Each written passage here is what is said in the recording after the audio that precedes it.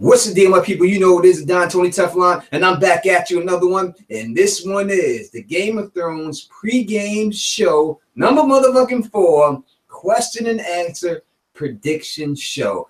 The often imitated but never duplicated pregame show. And I am happy to be here with you. And I'm happy that you are here joining me. And I am with Mo this week. It seems like Mo seems like he has, I don't know where he's at right now, but I'm sure he is having a good time, and I hope he gets a chance to watch the episode and continue.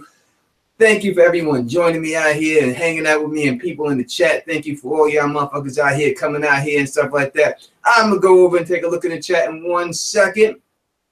But before I do, I would just like to tell you a couple of things straight up. Number 1, there can be no spoilers in the chat room, period. Can't do it.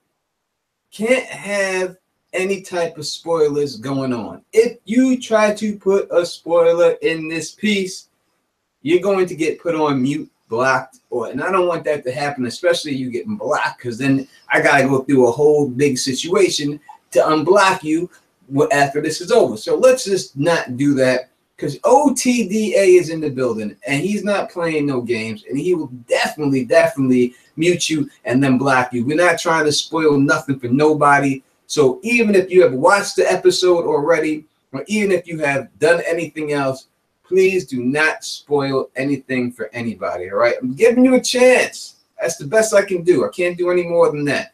If you do anything else on your own, that's all on you. Next, before I even get into this, let me just say this real quick, that I have gotten a tremendous amount of support on my last 5 to 6 videos that I had put out. In fact, I've probably gotten more views on those videos than I have not on all my videos combined, but it's close. It's close.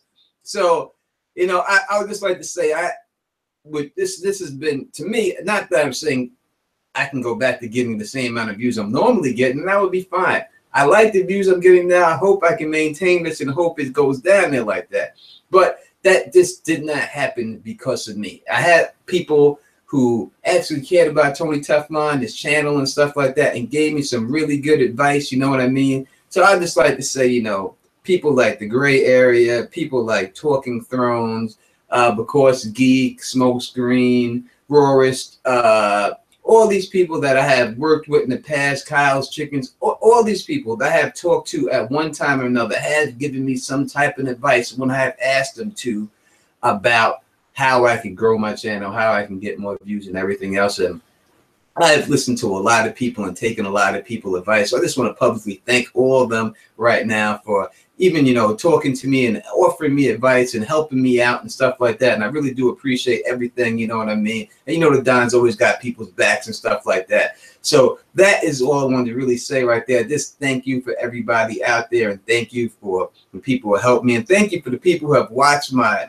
videos and helped me and gotten my videos out there more, shared them and stuff like that. Whatever it is, I have no idea, but let's just keep that going.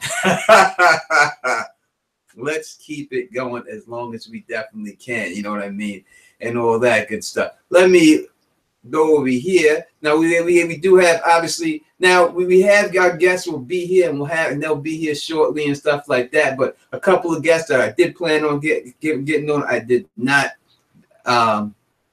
I have not been able to get in contact with, so we're going to see with that. But I have a question here from Tina Sarah. How is your eye? As you can see, I don't have the patch on right now. The eye is doing much better. I can actually see out the eye. Before, I couldn't even see out of it at all. For probably 2.5 days straight, I couldn't see a thing out of it. And it's very scary. You know, you hear certain things about people and stuff, and you hear things that say like, oh, you can't see out of your eye, this, that, and the other. And you're like, yeah. But when you really can't, and it really gets to that situation, and you really have no vision in that one eye and stuff, it's very, very scary situation. You know what I mean? Start thinking about a whole lot of different things. So it is back, and everything is good. So I really do appreciate that. I appreciate you asking me about that and why that was going on. I really do appreciate that. You know what I mean? And that's what it is and stuff like that. I'm getting messages here from my co-host real quick. Let me explain. Let me see what he has to say real quick before I get back to you. He is right now having problems with his Wi-Fi, so he doesn't know if he's going to be able to join us, but he's going to try to do his best to join us and see what we can do here. You know what I mean? So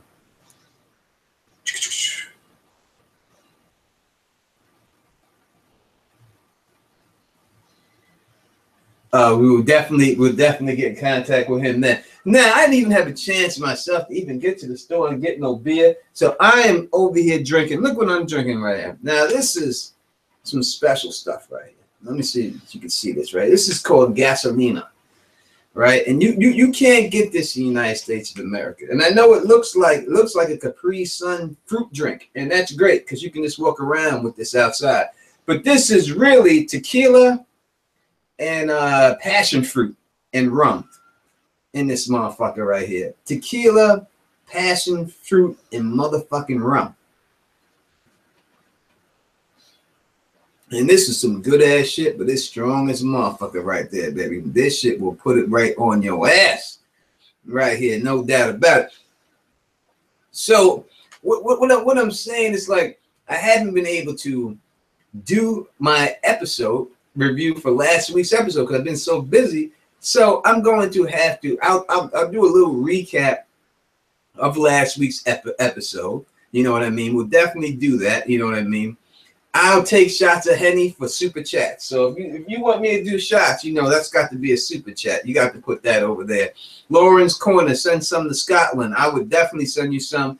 My man goes to Puerto Rico. He bags it up for me every time he goes, and I tell him to bring me back a couple of them, and he brings me back a couple of them. But that's what it is, you know what I mean? What up to my people in the chat? What up to Shanetta70? What up to BioFlux? What up to Aaron? What up to Master Vader? What up to DJ? What up to JD? What up to Dish Murphy Brown?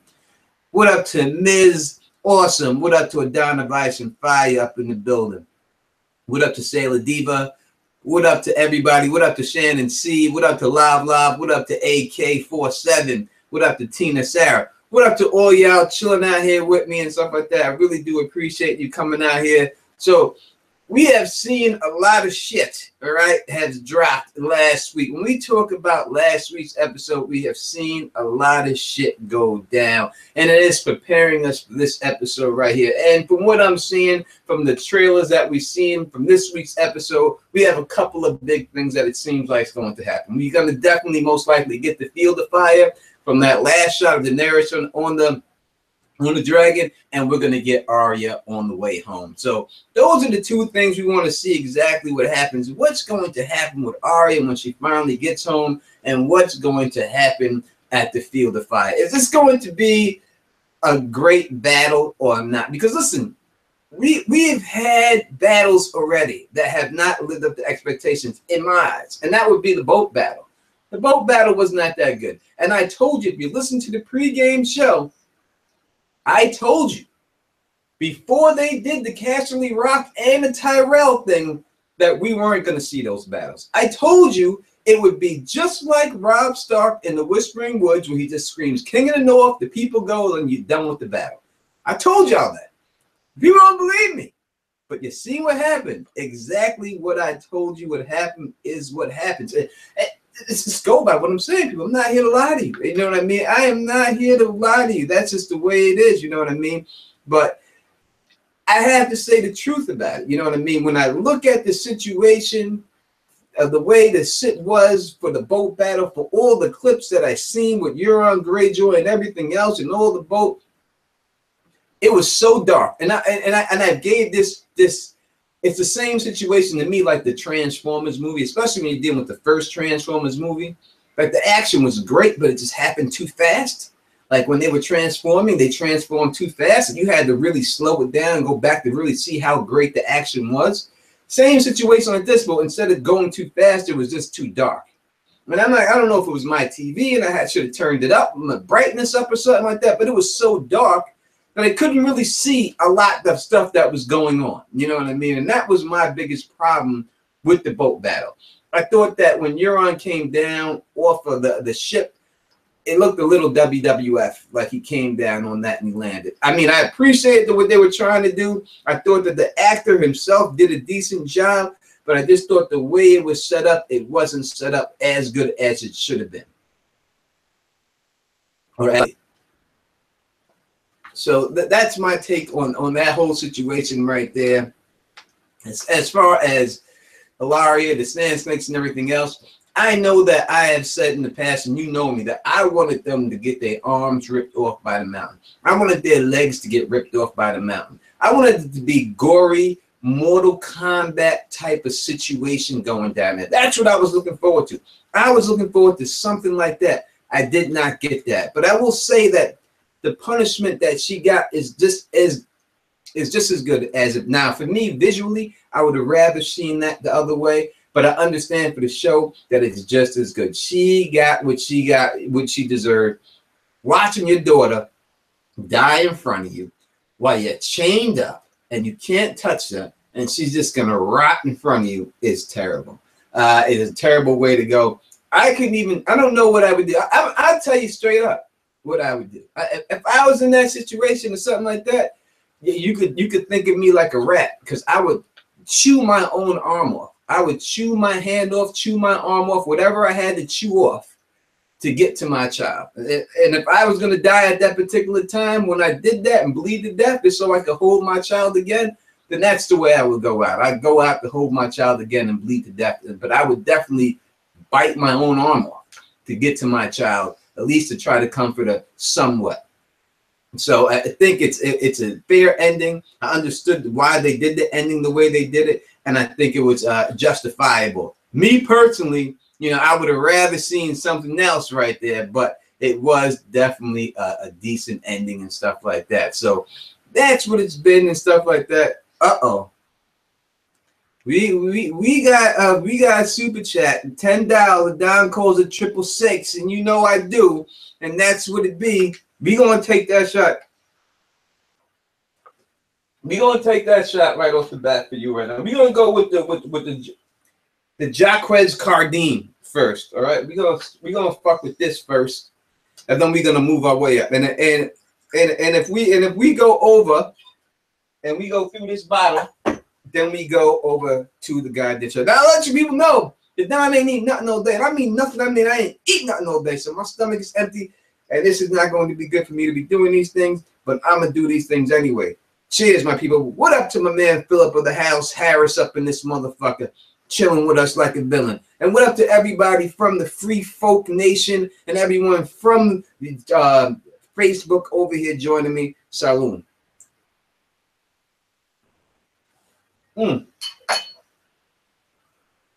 Oh, God. That stuff right there. What is this?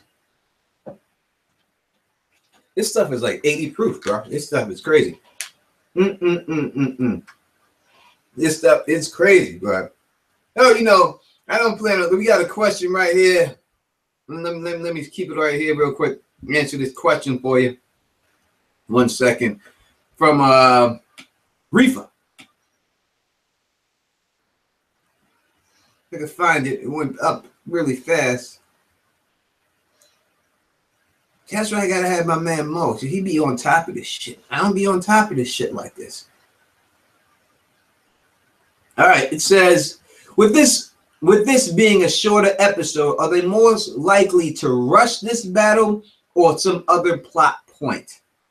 I think that most likely what will happen, because this is a very short episode, probably I think this is the shortest episode of the whole season and stuff like that. So maybe the shortest episode of any season of all time, like that. Maybe it's quite possible. So I think what will happen, because the shorter episode, is that they will definitely not touch on the big plot points. I think that they're going to hit the hot spots, and I think that's going to be it. So we got, as I said, we got the Field of Fire. We got the stuff happening at Winterfell.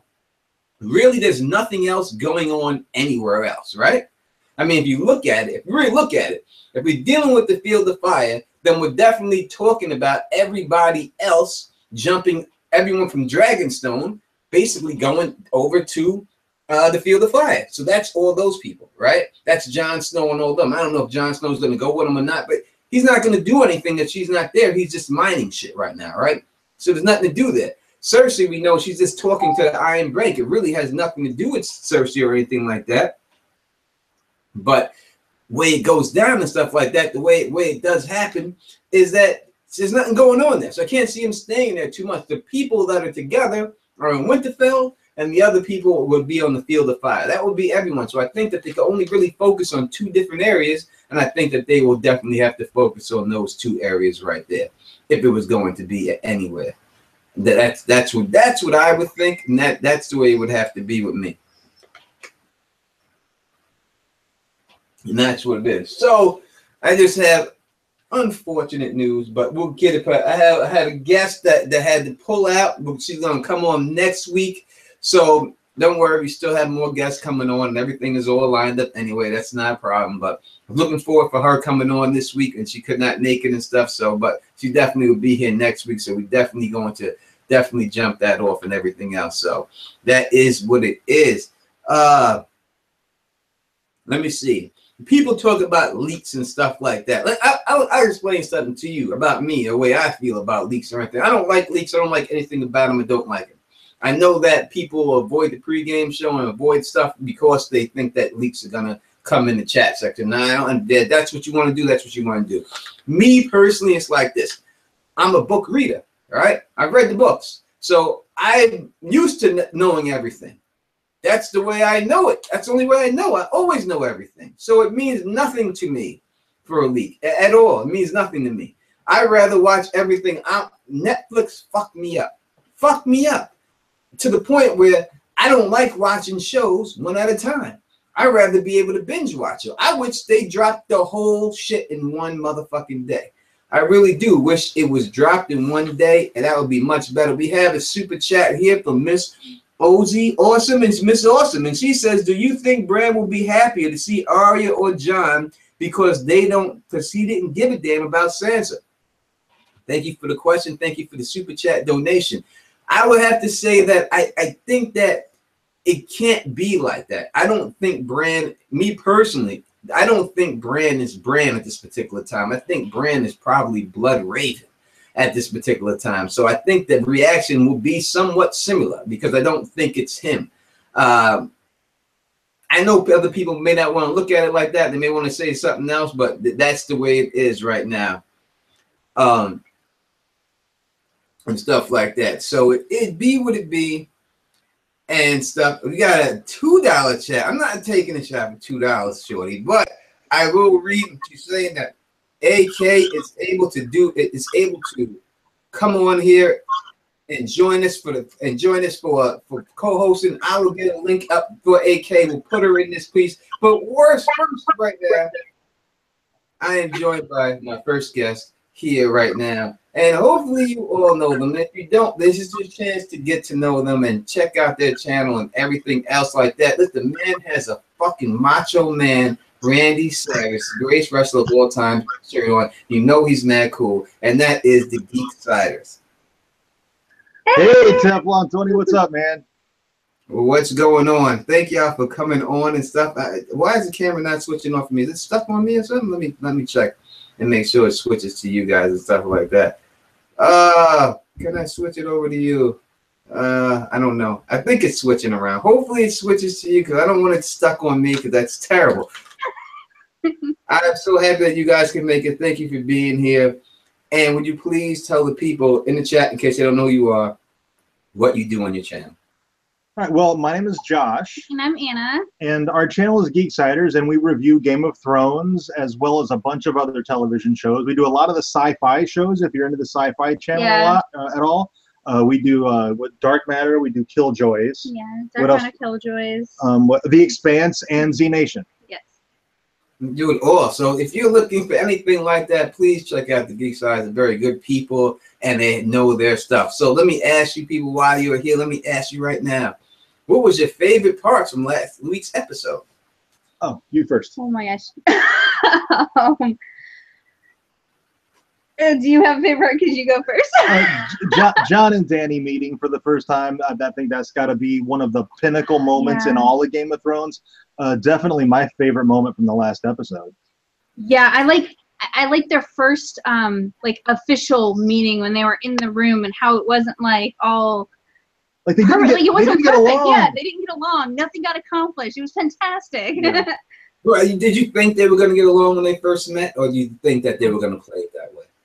You know, I hoped not, but I was worried that the fans really loved, like everybody wanted them to get together and everybody wants them to team up, that I was worried they might do a little fan service and the make them get story's along. been moving so fast, especially this season. Like if they just breezed right past all of the tension there, I would have been really disappointed. Yeah. Yeah, I think that when you deal with excuse me, TV shows especially, and you deal with couples and relationships, the best couples never get along in the beginning, right? That's what we usually see. Like if you look at like Cheers, right? You got Sam and Diane, and they hated each other. You got the one scene of them smacking each other in the face, and they start kissing. You know what I mean? So usually I think that's how TV likes to play it, make you not get along, and then eventually you fall in love and stuff like that. I think that's how it usually plays out, and I think that's how it is. I do think it was a good scene, especially showing that John was not a bitch and just didn't hit his knees and worship her, that he went there with a plan and he stood his ground regardless whether he was perceived to be taken captive or not. He still stood his ground. He did what he had to do and talked the way to talk. And thank God for Davos Seaworth to give that man some titles. And he has one title, but at least he has. You know, I saw an article and it kind of blew me away a little bit. I forget where. I wish I could credit them now. Damn.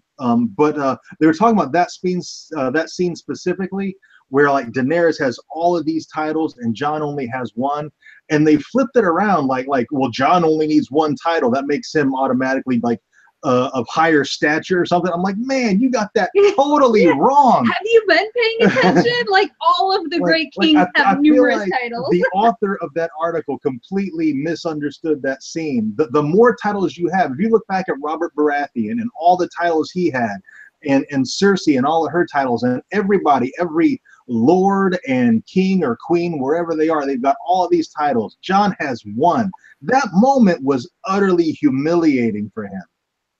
And the author of that article completely got it wrong. They made it into this really big, like a sexist scene, like Jon only needs one title, whereas Dany needs 6. Yeah, I agree with you. I said titles mean everything, especially back then. Even now, you look at the heavyweight champion of the world. When someone says heavyweight champion of the world, WBA, the WBC, the IBF, the NBO, all of the, you got to line all that stuff up. That especially when you talk about times like that, because you listen to your accomplishments. There's no Twitter, there's no internet, there's no nothing. People don't know who you are. She just came over here to Dragonstone. Jon Snow never met her. He may not know all the things she's accomplished. So giving all these titles is a way to let them know all the things that she has accomplished and the reason why she wants you to bend the knee to her and the reason why she's actually sitting there at that specific time and stuff like that. But let me go over here to the chat. And all of a sudden, if you have any questions, please leave them in the chat. Put QA before it so that way we know what they are and we can definitely answer them for you. We have a question here from Sailor Diva. Can someone tell me of Sansa? Is she still married legitimately to Tyrion or Ramsay? I would have to say Ramsay is dead, so she would have to be widow for that. But what is your question? Answer to that question. Is Sansa still legitimately married to Tyrion? I'm gonna say no, because it was never consummated and it's now been so long that I feel like it's probably null and void in the eyes of whatever marriage is held up under of the with laws a 7 and gods or whatever. Yeah. Since it was never consummated, were they ever legitimately married anyway? Yeah. Because what are the laws in Westeros? They're legally maybe, but in the eyes of the gods maybe not. And which one takes precedent in Westeros? Yeah. And again, like you said, it's been so long, it's probably been informally annulled anyway. Yeah, I guess especially when you look at the North Way, right? We see the Northern wedding with Edmure before the Red Wedding, or the Red Wedding itself, you want to call it. And you see that they have that bedding ceremony where they strip you down. The guests basically get you naked and pull you in the room and watch you have sex with your wife. All right. And I guess that's the way that they prove that you're really married. And that's the Northern way to watch and stuff like that. I guess a step down from the lordly way of him actually having sex with your wife with you instead of you. So this is a next step down. Instead of them participating, they just get to watch. So the fact that they didn't get the chance to do anything like that, I think that probably means that the married, they are not married. So I would say that if anything, she would be considered widowed, because I think she legitimately was married to Ramsay Bolton. Next question here we have from Common Sense TV says, does Jon Snow get Longclaw back after giving it to the Dothraki? So do you think that they will hand over the Valyrian steel blade back to Jon Snow since they took his blade from him when he went to Dragonstone? Do you think they're going to give him his sword back, or you think they're going to keep it forever? I think he'll eventually get it back. He might fight for it. Yeah, I agree. No, it's not. Yeah, I have to agree with you both on that one. I can't see them not giving it to him back. If they didn't give him the sword back, that would just be grounds for war, basically, you know. And I don't think they're there for war. I think they're just there to intimidate him a little bit, you know what I mean? And I think that's why they took it from him. And I think they had every right to take it from him. You can't go to the queen or anyone with a weapon.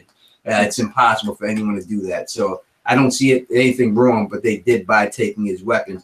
Next question is from Curtis Williams, and he asks, do you think Cersei and Euron will take control of the ice dragon? It's a reach, I know. All right, so first we have to say, do we believe that there will be an ice dragon? And if there is an ice dragon, do you think that Cersei and Euron would take control? Now, I guess he's saying Euron because of the dragon horn situation in the books. Euron has a horn that supposedly can take control of dragons. And so do you think that's possible that if he does have this horn, they bring it into play, will he take control of an ice dragon from the Night's Kin? Gosh, in the show, have they alluded to him having the horn in the show at all? They have not brought up the horn once whatsoever. I don't think we're going to do that in the show, no. Yeah, I mean, they don't always do everything from the books in the show, so if they haven't mentioned this horn, I don't think they're going to right now. Yeah, I got to agree with you both on that. I think the horn is probably out of play. So I don't think that he's going to take control, especially of an ice dragon. If it would be anything, it would be a regular dragon. But as an ice dragon, I can't see him at all taking control of any ice dragon or any situation like that. Next question we have is, will the Hill tribe and the Vale still want payments from Tyrion? Now, that is a good question. That's something I haven't even never thought of in such a long time. We know that Tyrion did say he was going to give them payment. I'm thinking that Tywin did pay them something.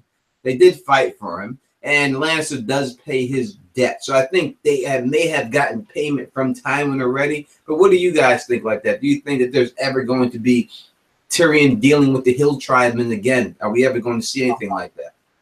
I'm with you. I think Tywin already paid that debt. Yeah. If they do do something like that, it'll be after all the wars are over. It'll be like in an epilogue. Tyrion hashing everything out with them. Yeah, I agree. I think the same. And if for some reason he hasn't paid the debt, then yeah, I do think Tyrion will do it because, like you said, a Lannister always pays his debt, and although he's kind of split from his family, he's still a Lannister, and he still follows the core rules. I think he'd still pay his debt if he needed to. No doubt about it. Now, we have seen this dagger, the cat's paw dagger. Now, we have seen it on Arya Stark holding it in all the promotional photos she's had it on. Now, we've finally seen Peter Baelish pulling the dagger out. It seems like he's still at Winterfell. He's pulling the dagger out. Do you know what he's pulling this dagger out for? Why do you think he is pulling out this dagger? And I've heard people say that he may go out there and try to assassinate Bran, and that's why he's pulling it out. What are your thoughts on Peter Baelish and the cat's paw dagger situation? I don't think he's going to try to assassinate anybody. If anything, it's going to be the fact that they showed it in promotional. I think it's probably pretty innocuous. I don't think they want to give anything major away. So it's probably like he's just showing it to someone or showing it off or something. Yeah. I don't think it's anything big. Or maybe like looking at it to remind himself he has it should the need occur. But yeah, if it was shown in promotional, I don't know that they would give something that big away. If he does kill somebody with it, it'd be like a minor character. I can't see him dirtying his hands. You know what I mean? Yes, that too. Yeah. It doesn't seem like the guy that, because stabbing someone. Now we're talking about situations, especially dealing with the situation and time being back then, but they will tell you, if you deal with a situation, talking about our times, if you shoot somebody, you're got distance between them. You don't actually see, you could have enough distance that you don't even actually see the body drop. You don't know what's going on. But when you stab someone, this is a personal thing. You have to be up close on it. You're going to get blood on you. You're going to see that person's facial reaction when they look you in the face. I don't think he's got those type of cojones to stab somebody, Peter Baelish. I think he can have somebody stabbed, but I don't think he's got I don't think he can do it himself. I don't think he's got that in him to stab somebody. So I don't think it can go down like that. The next question we have here is from Ronald A. And he says, is Tyrion only with Dany to get revenge on his family and not out of loyalty to her? That's a very good question. So what do y'all feel about that? I think he went to Dany out of revenge for his family, but I think he's sticking with her because I think he actually believed she'd be good for the kingdom and that he actually now supports her. I think even if she was like a mad queen, and I think he still would have been with her. But I just don't think that's the point now. Like, he went there out of revenge and found this amazing queen who could do so much good for the kingdom, and that's why he's sticking and supporting her. There's something like intangible about her that just inspires this loyalty and devotion. And I think that's where he's at right now. I think he's completely actually loyal to Dany, and it goes beyond any kind of quest for revenge or anything like that. And also I think he's out to redeem himself. He's fallen a little bit, and I think maybe he sees her as a source of his own redemption. Now, this is a guy who basically, when we look at Tyrion Lannister, made fun of his sister, made fun of Cersei, all right? And said, and Cersei told him, you're not that clever. And he's like, I'm still more clever than you. Now we're seeing how clever Tyrion really is when it comes to the military strategy, because he's failed every time. Every plan he's come up with stuff. Right? We got to call it for what it is. Right? He talk shit about it, but everything Cersei's done has come up roses. So maybe Cersei was right and he wasn't right at all. Maybe that's the way it is. But do you think that the guy actually, I mean, this is his family. Now, these are people he grew up with, his sister and his brother. We know he loves Jaime. And I'm going to assume that he definitely has some love for Cersei. The fact that, because even if you have a family member, and even if you don't get along with that person, you still love that person, especially if it's a sister or brother, right? I would think that even if you don't get along with your sister or your brother, you still love them, because there are times when you're 4 years old, 5 years old, 9 years old, that something happened when you love them, So do you think that it's really hurting Tyrion, messing with Tyrion? He's not doing such a good job because he's conflicted with his family, and that's the reason why he's failing sometimes? I can see that with Tyrion, yeah. I could see him, like, maybe on a subconscious level, he is not considering all the details, because his plan was good. He just forgot this major detail of the Navy that was out there waiting for him. So it's not like the whole plan was terrible. He just forgot a major detail, and that could very well be it. I don't think Cersei is affected with the same subconscious decisions, though. I think she has, like, she might have zero emotion for Tyrion whatsoever, regardless of them being brothers and sister. I think Tyrion deserves less of the blame for the recent losses, especially the loss of like half of their navy. I think that falls more on Yara. I think she dropped the ball. Maybe they need to post a few more lookouts, because for Euron to just sail right up on top of them and sack their entire navy, that's on her. So I don't think that's on Tyrion quite so much. But yeah, everything Cersei does, I mean, she's drawing straights every time. She's drawn that inside straight. But I think her luck's about to change, because usually when things are breaking her way, it blows up in her face not long after. So I'm waiting for that to happen. Yeah, she definitely has been going strong. And I would say, I think that when it comes to Cersei and her problem that she has with Tyrion is that she believes that Tyrion murdered Joffrey. So I think it's different because of that, you know, and I think maybe that's why she wants to kill Tyrion, and she's willing to kill him more because of that reason. She thinks that her brother murdered her son. And obviously we know the prophecy that she thinks he's going to murder her too. So, you know, I think it goes with that, you know, when you deal with Tyrion and Cersei. But Cersei, I like what they showed of Cersei last week, because you've seen a woman in power. You've seen her in power. She took what she wanted, and she took Jaime. You know, everybody was like, oh, she got on her knees. She did that on purpose. She did that because she told you, I'm taking you. You're going to do what you're going to do. I'm telling the handmaidens that were sleeping together, and I'm telling her to change the sheets, which means there's a big wet spot in the sheets. And I hate the wet spot personally. I don't like sleeping in the wet spot. I've been stuck in it many a times. So hopefully it wasn't Jaime that got stuck in a wet spot, and it was just Cersei that was down in that wet spot. We will go to the next question that we have here. I just mess these things up because they're too fast for all these people watching. They go by too fast and stuff like that. I am sorry that I missed that question. So let me ask. I will make up my. Oh, there we go. There it is.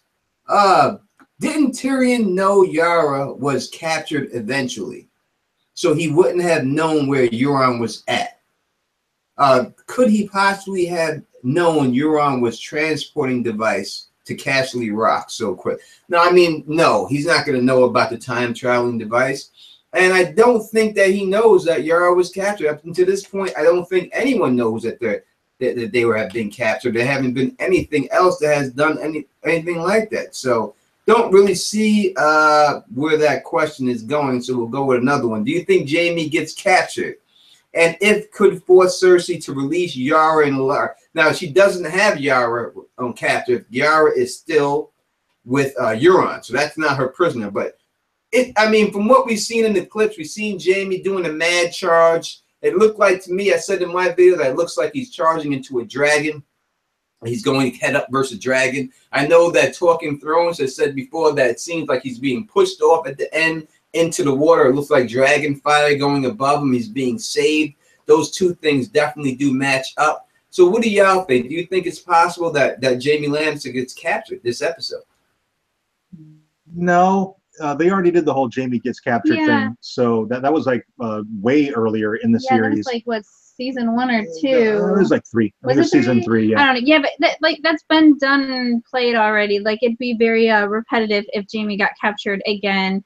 And I'm really not so sure that Cersei would do anything for Jaime right now. I think I think her affection for him has waned way more than his affection for her. Oh, their relationship was really interesting. Yeah. Like, I don't know if they actually feel anything for each other anymore, or if it's just habit. Than just lust and habit. Yeah. Yeah, when you're used to something, you know, you don't want to give up what you're used to, you know, and it could be a situation like that where Jaime doesn't know anything else but that, you know. She's had other lovers, but Jaime's had nothing but her. So, you know, who knows?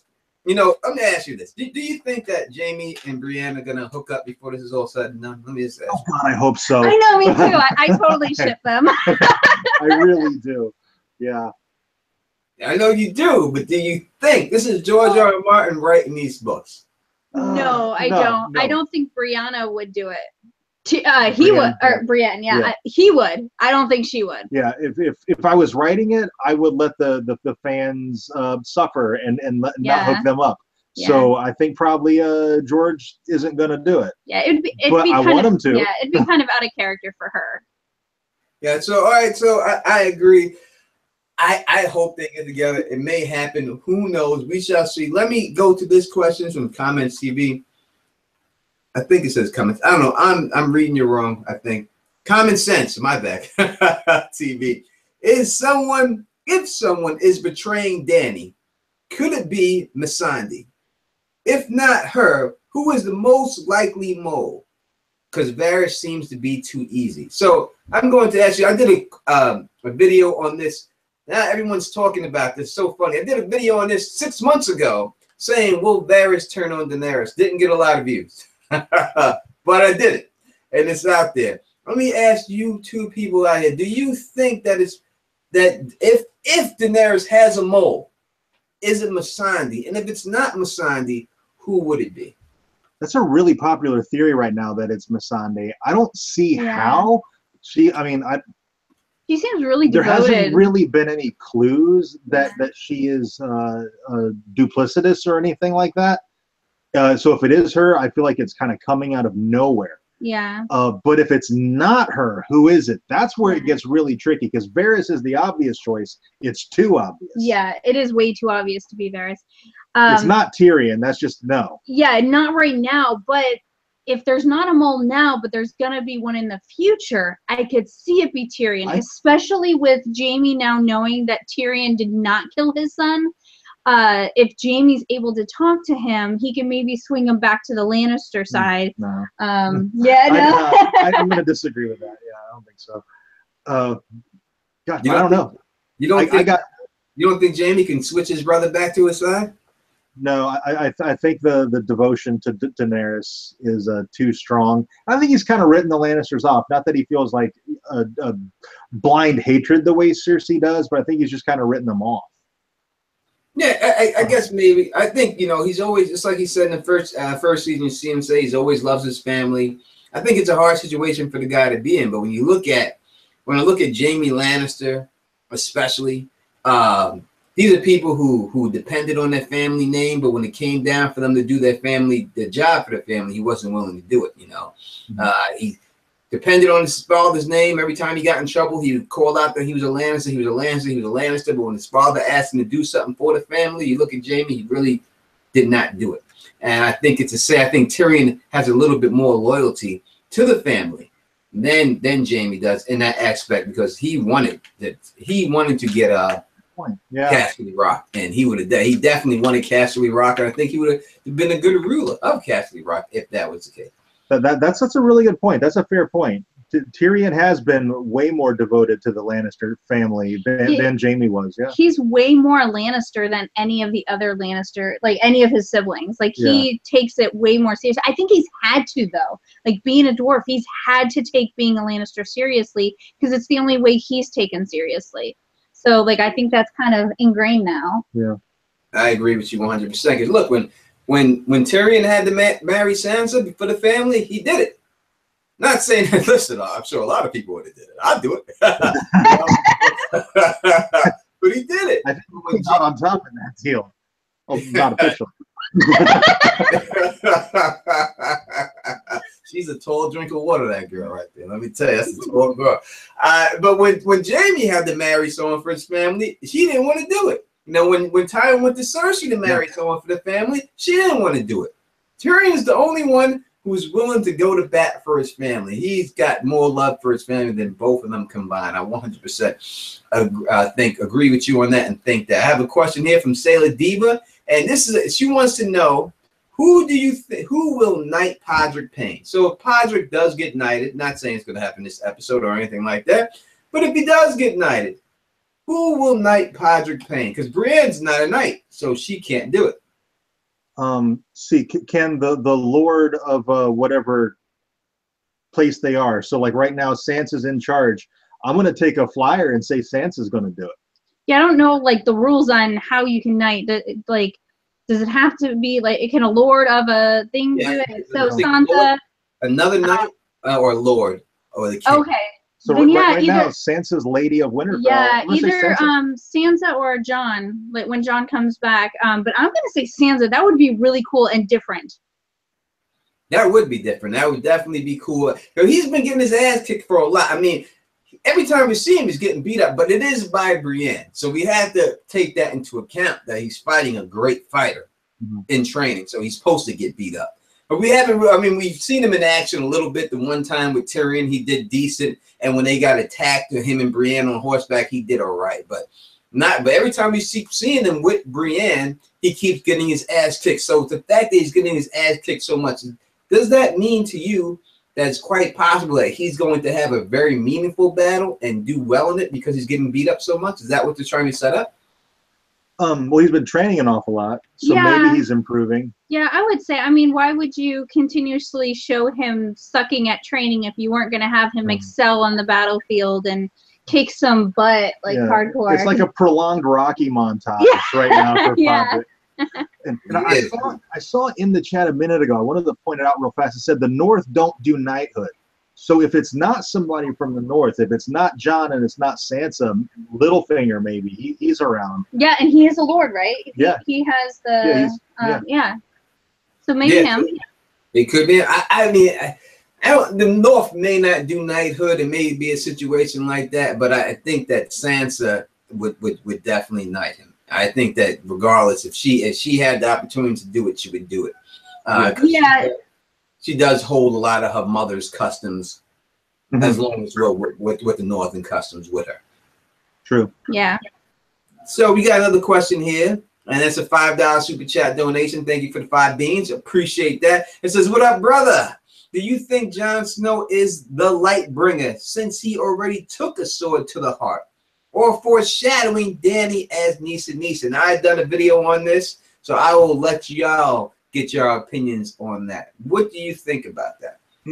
There are theories galore on this, and God, they're all so good. It's kind of hard to pick which one you think is right. Right now, I'm leaning toward Jon is probably the light bringer. That just seems like because George R.R. Martin said a long time ago it's going to be a real bittersweet ending, which means somebody we love is going to die, but we'll still be satisfied with the ending. And right now, it just seems to be pointing that direction. And it's always kind of felt like Jon and Dany's story from the very beginning, from the very first book. That's the way it's felt. So one of them is going to end up being the light bringer, and one of them is going to die. Right now, my money's on Jon being the light bringer. Yeah, I also agree on Jon being the light bringer, because I kind of feel like Dany seems too obvious with her being reborn in fire and the dragons breathing fire, and it just seems too perfect for her to be the light bringer. So I kind of think it's Jon as well. We got people here saying that we think that Nissa is Melisandre, Nissa is Dany, Jon and Dany both will die. I mean, so when we look at the Nissa story, or Azor Ahai story, the story goes that the guy made a sword. He made 3 swords. The first 2 broke, and the last sword, he stabbed it into his wife's heart. And when he pulled it out, it was a Lightbringer. And that's how he forged Lightbringer, because her soul went inside the sword. So when I look at the situation of Jon, we have a specific mentioning of Jon, of them saying Jon was stabbed in the heart. Then we have Dany bring it back up. Do you remember what was that all about, Jon being stabbed in the heart? And Tyrion's like, oh, you got to brush that off on these guys, these people notions. We have Melisandre say to her, I think you have a role to play. Now, when she first meets Melisandre says, she says, oh, you think I'm this Azor Ahai prophecy? You think that's who I am? And Melisandre says, I think you have a role to play. So she doesn't say that she thinks she's Azor Ahai. She says she thinks she has a role to play. And I think the role that Melisandre is looking at her to have to play is a Nissa role. Now, I know a lot of people want to say that Melisandre has been consistently wrong, but that's not the case. She's not been wrong. She's misinterpreted things. So the vision that she's getting has been right. She's just misinterpreting them. So I don't think that since someone was wrong early, doesn't mean they're going to be wrong later. People learn from their mistakes. So I think that she knows what she's looking at right now. So I do believe, me personally, that Dany is Nissa. Jon will be Azor Ahai, carrying Lightbringer. I think Lightbringer is most likely Dawn, the sword that we've seen there. And I think that's how it's going to go down. That's just me. That's what I think. But we shall see. And only time will tell when it comes to all that. Nissa, of course, all the people on the other side of the sea, young people in Marine, they call Dany Misa. Maybe it's foreshadowing. Foreshadowing. Maybe it's not. Maybe it's it's just happenstance or whatever. But they rhyme. I hear you. People, reality truth says, Teflon, you can't handle Dany death. I can handle it. Believe me. I like Dany as a character, but I'm not a big Daenerys fan. Anyone knows me, I'm a Stannis fan. So if I watch his death, I'm willing to watch everybody die. I wish everybody died. Now that Stannis died, I wish they all went down and all that. I wish they all died and stuff. That would be much better for me. Question here is, why is Melisandre going to Volantis? Do you have anything thoughts on that? Why do you think that Melisandre is going to Volantis? I have no idea. I'm gonna tell you straight. For you, I don't know. She's going to Volantis for a particular reason. If so, I have no idea. I think she just wants to get out of Dragonstone while Jon and Dany are both there. I think them together is kind of worrying her. She just wants to GTFO anywhere. She's just like, get me out of here. Yeah, I agree with you. I think that the actress is pregnant. That's why she's wearing all them baggy ass clothes right now. Okay. And I think that they have to have a reason for her to go away. So they just say, hey, yeah, I'm going to this. Bye. I'm going to go give birth. And let me tell you, if that actress came into, I was a doctor, right? I was Dr. Huxtable from the Cosby Show. And I was delivering this baby. And Melisandre walked in the door. I would say someone else has got to deliver this motherfucker. Because there ain't no telling what's coming out. There ain't no telling. I would be scared to death to deliver that woman's baby. I would be very, very scared to definitely deliver that baby. Oh, we have more questions here we're gonna get to, but before we do get to this, these questions, these things, they go so fast. It's just, it's not fair sometimes to catch up with these things while it goes down. So what do you think Bran, and we see Bran, he's come back, he's got this green CSI, he's come to Winterfell, he's in this comatose type state. When it's all said and done, what is Bran's part to play in this? What does he have to do? He's saying he has to be ready for the long night. What's he have to be ready for? What's he going to do in that wheelchair? That's a big question. I know it's an open question. It could be, I mean, you know, it could be anything there. But this, what do you think? What could it be that he could do in a wheelchair? I mean, abilities we know he has is warging and stuff like that. Is it possible that he's going to warg a dragon? Is that what we're here to see? Is Bran going to warg a dragon when it's all said and done? That would be pretty rad. Yeah. I would be down to see a Bran warg a dragon. I saw a fan theory recently that Bran has always been the three-eyed dragon, and so my three-eyed raven, and that the three-eyed raven who like taught him was himself. And I'm like, I like the time loop aspect of it. I'm looking for something like that. I think came to Winterfell because Jon's going to have an integral part to play in the war against the White Walkers, and that he's going to be kind of like his seer. He's going to help him strategize because of his visions and stuff, so that he can kind of help him better.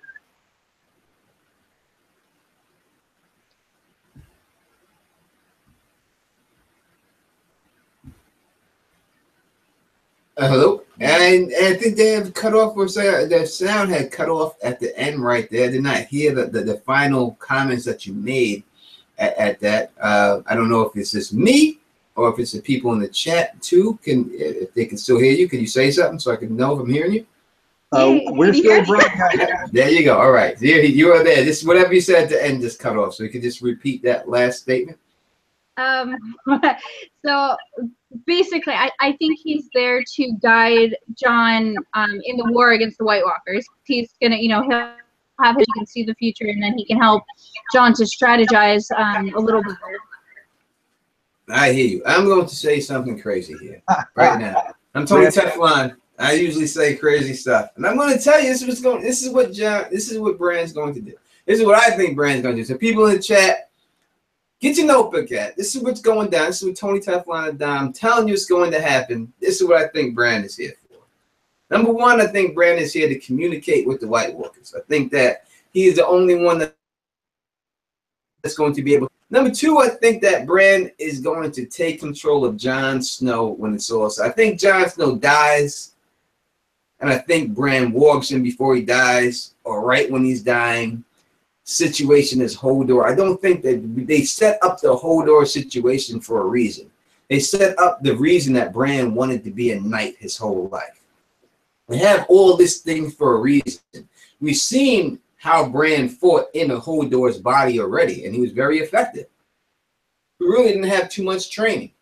So I think that quite possibly this is what we can see. We can see them go into Jon Snow, take over Jon Snow, basically like a meat suit type situation, right? Like an Avatar type situation, and then have him fighting the Night's King or someone else like that. Yes, I know it's crazy, and I know it's all over the place, but it's what I think that it's possibly could happen here.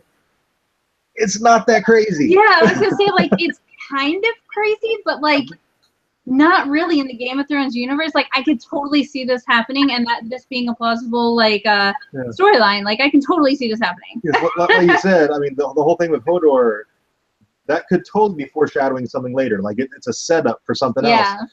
And yeah, it's completely plausible in this universe. I like it a lot. I appreciate that. What have you been drinking tonight? We have a question here from Curtis Williams. He says, what do you consider a disappointing ending for the series? One for the boom.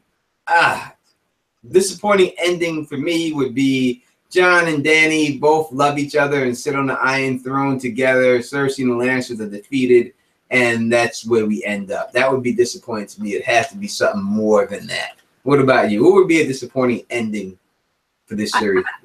I agree with that, but since you did that one, I would say disappointing ending for me would be Cersei remaining on the throne. Like, she's had the throne basically the entire series. If she somehow manages to keep it and it ends with her still on the throne, that would be very disappointing for me. Gosh, disappointing. Like a completely happy ending would be very disappointing. It's gotta have that gut punch, but still kind of uplifting, you know. A completely bummer ending would be disappointing. Yeah. And I could totally see George R. R. Martin doing that. Just having the whole thing just be everybody dies. Everybody. I could see George doing that. But go ahead. Yeah, but yeah, like Jon, Dany, Tyrion, all happy sitting on the throne or whatever. Yeah. Like, because I'm totally on the Tyrion is a Targaryen theory. I'm 100% into that. I love that. So if they're all three there and living happily ever after, no. Yeah. I agree. I think that it's going to be anyone that's got to be a Targaryen. It's got to be the twins. I know people want it to be Tyrion, and it does seem like it's pointing a lot towards Tyrion. But when I think about the way Cersei acts and the way Jaime acts, and she looks like she's mad to me, it would think to me I would make more sense for it to be them. Another question is, I already know from Tony, but from your guest, I don't know. So I guess he doesn't want my answer, but he wants yours. How would you rank the Song of Ice and Fire books, and why? What books do you think are the best books? In fact, you don't have to rank them all. That's way too long to do that. Just give me a #1 book. Storm of Swords, I think, is my favorite of the books.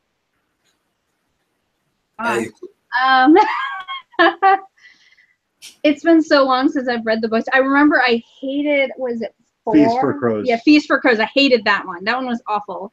I almost couldn't finish that one. All the other ones I remember being very good. But it's been so long. Game of Thrones was the first one. Storm of Swords was the second one. It's hard. I mean, there's so many books, and I agree with a lot of what you're saying. I mean, me personally, that's the book. The one you hate is the one I like the most. But I think the reason why I do is because I like theories. And when I drew a lot of my theories and a lot of talk, all came from that book. A lot of people didn't like that book because it had a lot of the main characters weren't in it and stuff like that. But that's, I think, if you look for a lot of theories before A World of Ice and Fire, and I'll tell you, I love A World of Ice and Fire. And I know a lot of people gave a lot of shitstorm to A World of Ice and Fire, tried to say bad stuff about Elio and Linda and how dare they do this and everything else. Listen, they deserve the opportunity that they got, and anybody else would have took the opportunity they got.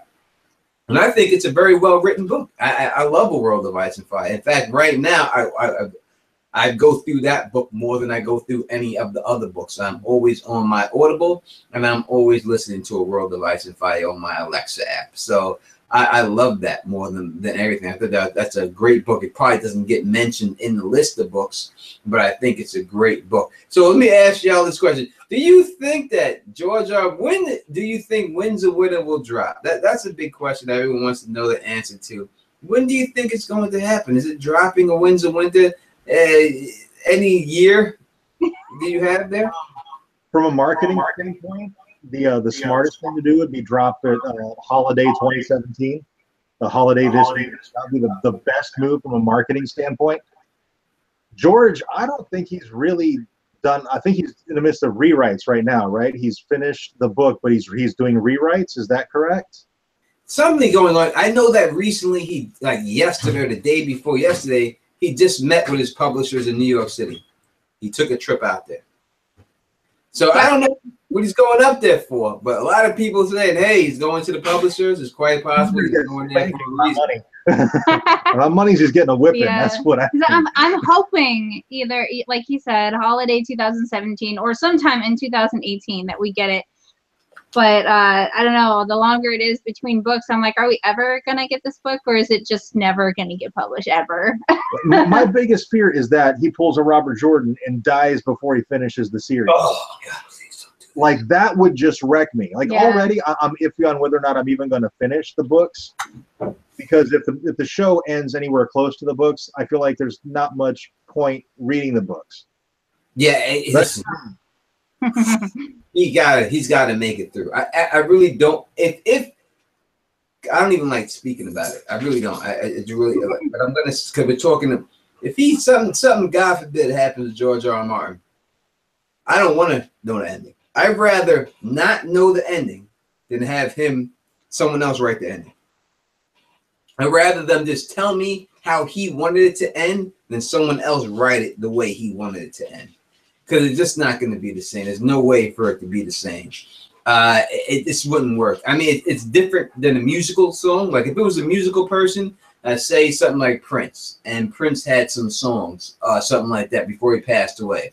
And some other artists got a hold of them and sang them. They're not going to sing them like Prince sung it. Not going to be the same. It's no way. But the words exactly would be the same, and that's what would be the difference between the song and the book. There's no way the words in the book of someone else's writing would have George R. R. Martin's words. And that's the reason why I'd rather not have nothing. I'd rather just have whatever he wanted it to be, and then I draw my own conclusions from there, and that's the way it would be. Thank you, Sir LT Giles, for the $5 shot donation. This is for you, brother. Saloons. Oh, they're trying to kill me with these things. Let me tell you. Y'all don't. Let me tell you, y'all don't do live shows. Do you do a lot of live shows? I haven't seen any of your channel. Do you do a live show type channel? Yeah, actually, we do a lot of live streams. We do a live watch party of Game of Thrones. Actually, we start not hearing about all the. Let's talk about that. When does that happen? When do you do this live stream on your channel? Well, tonight we'll be doing one at 9 p.m. As soon as Game of Thrones starts, we'll start streaming. Clarification on that one: it is watching us watch the show. We are not live streaming the show. All right, so let's break it down. So they're doing a live reaction show of the show. So if you want to watch the show with the Geeksiders and have someone watch it right next to you, tune into that channel at 9 o'clock exactly, and you'll be able to watch it along with them and get their reactions at the same time while you're doing your reactions. Right? Yeah, like we do we do the reaction, but we also do like a bit of discussion. Like if there's a lull in dialogue or something, we'll chat about it. We get a lot of people pop by going, show the TV or show the show, and we're like, nah, can't do it. You show the show, they're gonna show you the strike and the copyrights. Exactly.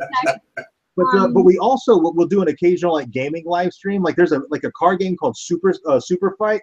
We'll do an occasional stream with that. That's a real fun game. That's a real fun stream when we do those. And we do the occasional discussion one like this with some other channels where either we'll host it or host it. We'll discuss a show. Typically after the show's ended, we'll discuss that season. Yeah. But we've done that a couple of times too. No doubt about it. Sounds like a great time. And everyone, please check them out. You have to go there and check them out. It helps me to help them. So y'all, my people, be they people. That's what I'm asking you to do. That'd be awesome, man. That'd be awesome. Come check them out. Subscribe to their channel. Big up them and stuff like that. Where y'all out of? Where you guys living at? What state you out of? We're in Florida right now. Florida, right? Oh, East Coast bound. Florida. My daughters live in Florida and stuff like that. Help them out. Support their channel. Help them grow. That's the way it should be because they're very nice people. And they're living in Florida. They got the sun. They got the sand. Maybe they'll go outside and film something for you out there by a palm tree. And I'm telling you, I'm from New York. I live in New York, and palm trees are very deceptive, especially when you see them on TV. They look beautiful, you know, in cartoons, but when you see them in real life, they're kind of gross. They're ugly. Yeah. Yeah. They're not. I didn't want to say that, but berries or something on them, and their shit's just falling all the time. Shed all the time. Yeah, they're never very pretty.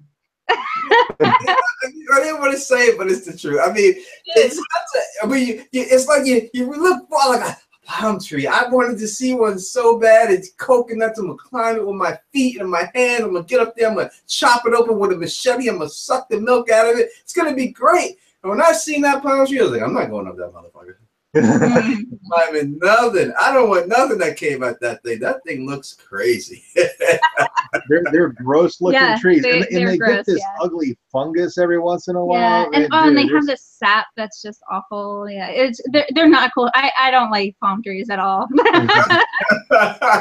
I'm sorry for all you palm tree lovers out there, but you know the time we got to keep it real. This is what it is, and that's what it be. Question here is, will Brand make it back home in the books too? That's from Tamar Smith. $2 chat. Thank you very much. I really do appreciate that dough. So do you think that Brand, I mean, could be different in the books? Do you think he's going to make it home in the books also? I think so. Yeah, I think so too. But it really depends on how integral him being home is to the actual story. So, like, if him being home doesn't really play a part in his story from here on out, and he could have done that from anywhere, then maybe not. But if he has to be home to play his part, then yeah, I definitely think he's gonna go home in the books too. Yeah, yeah, and it might not line up exactly as far as the timeline. Maybe he gets there a little later than he did in the show. But yeah, if it's, I would agree with that. If it's really important to the story that he's home for whatever he's got to do, then yeah, I think he'll be home for the books. People have said right here, they didn't catch the name of my guest. They have the Geeksiders. Please, someone, One Tree David Adams, or one of my moderators, please put that link in the description to their channel again, so that you could definitely know exactly who they are.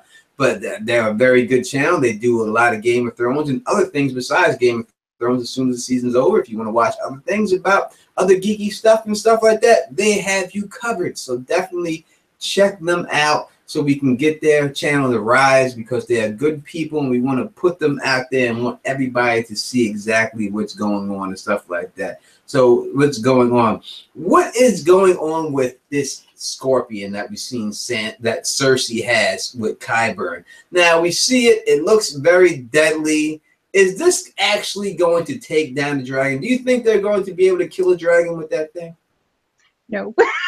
I wouldn't think so. Yeah, no. But I mean, that would be a really sad moment if they did manage to take down a dragon. Yeah, we had said in one of our other discussion things that we had done, I think I would be more sad if any of the dragons died as opposed to literally any other person on the show. I want all 3 dragons to survive. I don't care if all the people die as long as the dragons survive. It's probably not very practical, but that's I love me some dragons. I hear you 100%. Now, people in the chat, I didn't say Geek Spiders. Did I say Geek Spiders? I'm drinking.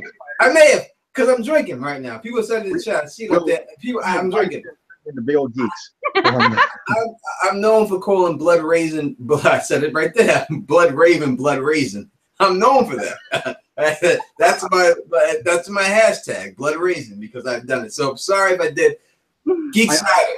Right, I will say this about the dragons dying. If any of them does die, my money's on Drogon, because that would have the biggest emotional impact. Yeah, if one of them has to die, yeah, I agree, because that's like Danny's favorite. All right, so wait a second here. We are getting the field of fire tonight. We see this from what we see in that video. Are you saying that Drogon could get taken out tonight? No. Not tonight, no. I still think the Scorpion was, it's not practical to kill the dragons. I think it was more of a, who are you talking to that had said this? Because I'm totally stealing somebody else's idea. But it's more of a, to show that Cersei's taken the dragons seriously as opposed to actually being able to do anything. It's just to show the audience, no, she has taken the dragons seriously. She has a plan. It's a bad plan, but she's got a plan. Yeah. Right. Yeah, and I think, I don't think any of the dragons are going to die tonight. But I think if ever, like for the rest of the series, if a dragon dies, it's going to be Drogon. Yeah. If Drogon died, it would be the biggest impact. People would care about it the most. He's the biggest dragon of them all. Mm-hmm. Oh, Drogon. I've never even thought about Drogon dying. Now, you got me thinking about Drogon dying. That is terrible. I don't want this. I don't want this dragon to die out of all the dragons. That's the only one I know. So other dragons, they could die, but that would be the reason why to kill him. So now you got me nervous. It's quite we got a question here. Is Dragonstone the home base of the children's being in the middle of Westeros? For the children being in the middle of Westeros. I guess the question is asking, is this the home base for the children of the forest? Dragonstone, are they from there? I'm going to answer this question. I'm going to say no. I don't think that they're from there, but I do believe that's where they got the dragon glass from, because we see that dragon glass doesn't grow in the north or anywhere on Westeros. So they would have had to come from somewhere. Me personally, I never thought that the children of the forest are originally from Westeros. I thought they were from somewhere else. I had videos about that, so you could definitely take a look about that. But that isn't really pertaining to this episode, so we won't brief them with that question, but we'll ask them this one. Do you think that at this time, and where the book's timeline is, do you think Cersei is still alive? I feel like the show is keeping her alive longer than her character needs to stay around. Very interesting question at that. Very interesting question. What do you think on that? Do you think that Cersei is still alive at this particular time in the books? Yeah, I think Cersei probably lives until darn near the very end. Yeah, I think she'll stick around for a long time. Cersei's a great villain. Like, she's a great bad guy. Like, you want to root for her, and you also want to see her die terribly. So, like, yeah, I think she's going to be a player up until the very end. Yeah. If she's gonna die, it'll be at the very end. Yeah, I got to 100% agree with you on that. I can't see her going out. Who else are they going to mess with? I love Cersei. I'll tell you straight up, I like Cersei. I agree with a lot of things that Cersei does. I think that she's a victim in most of this. I know people don't agree with that she's a victim, but if you really look at her life, I think that Cersei is more victim, and that she's more of a product of her environment. So I think that's she gets a lot. Not saying she doesn't do bad shit. I'm not trying to say she does not do bad shit. Yes, she does bad shit. Yes, there has been things that I wouldn't accept if it was someone in my family or something like that. But you gotta look at the situation that she's in. And I think when you do look at the situation that she's in, you will see that Cersei Lannister is a not a 100% victim, but definitely a victim in this situation. That's just me. How do y'all feel about? Let me ask you this question about this. This is a hard question for you to answer. Will Davos Seaworth die before this is all said and done? Will Davos die? I feel, wow, that's a really tough one. Yeah. Before we get to that, I want to mention one more thing about Cersei and stall let myself think about Davos. Cersei's death. I'm going to make a prediction right now. I'm going to predict Cersei's death. Jaime's going to kill her. He's a Kingslayer, and he's going to be a Queenslayer. That would be awesome. That would be fantastic, yeah. So, and it's going to be very reminiscent of how he killed the Mad King. Yeah. Is he a Kingslayer? So now Davos is neither one of our favorite characters. We really don't like Davos all that much. He's kind of just... He was great in the last episode, though. Yeah, he was great in the last episode. But up until then, he's like a very boring character. He's not very memorable, which is part of the reason why I hated that book so much, is he's in that a lot. But yeah, I don't know if he dies or not, but I don't really my care money's if on. he dies. I bet he lives. I think Davos is going to Yeah, live. I mean, he's such a. I bet he lives. Yeah, he probably would. He's had a lot of kids die already. A lot of people die. I think that Davos lives when it's all said and done. I think that Davos will definitely live. We got people here. Davos will be his head. Yeah. We got people here that's saying that what we got here? We got no way Teflon, she is not a victim. I guess that's dealing with Cersei. You got people saying fuck Cersei. Listen, don't get mad at me. Listen, I'm telling you she's a victim of affluenza, right? Affluenza. And when we look at affluenza, the definition of affluenza is saying that someone is too rich to know if they're doing good or evil. That's what this dude got off in Texas with, right? He ran those people over and he went to court and they did not convict him because he was too rich to know the right between right and wrong. If he's rich enough, and his parents only had like 10 million, that's as rich as it gets to me, but that's rich. Cersei Lannister is well richer than that.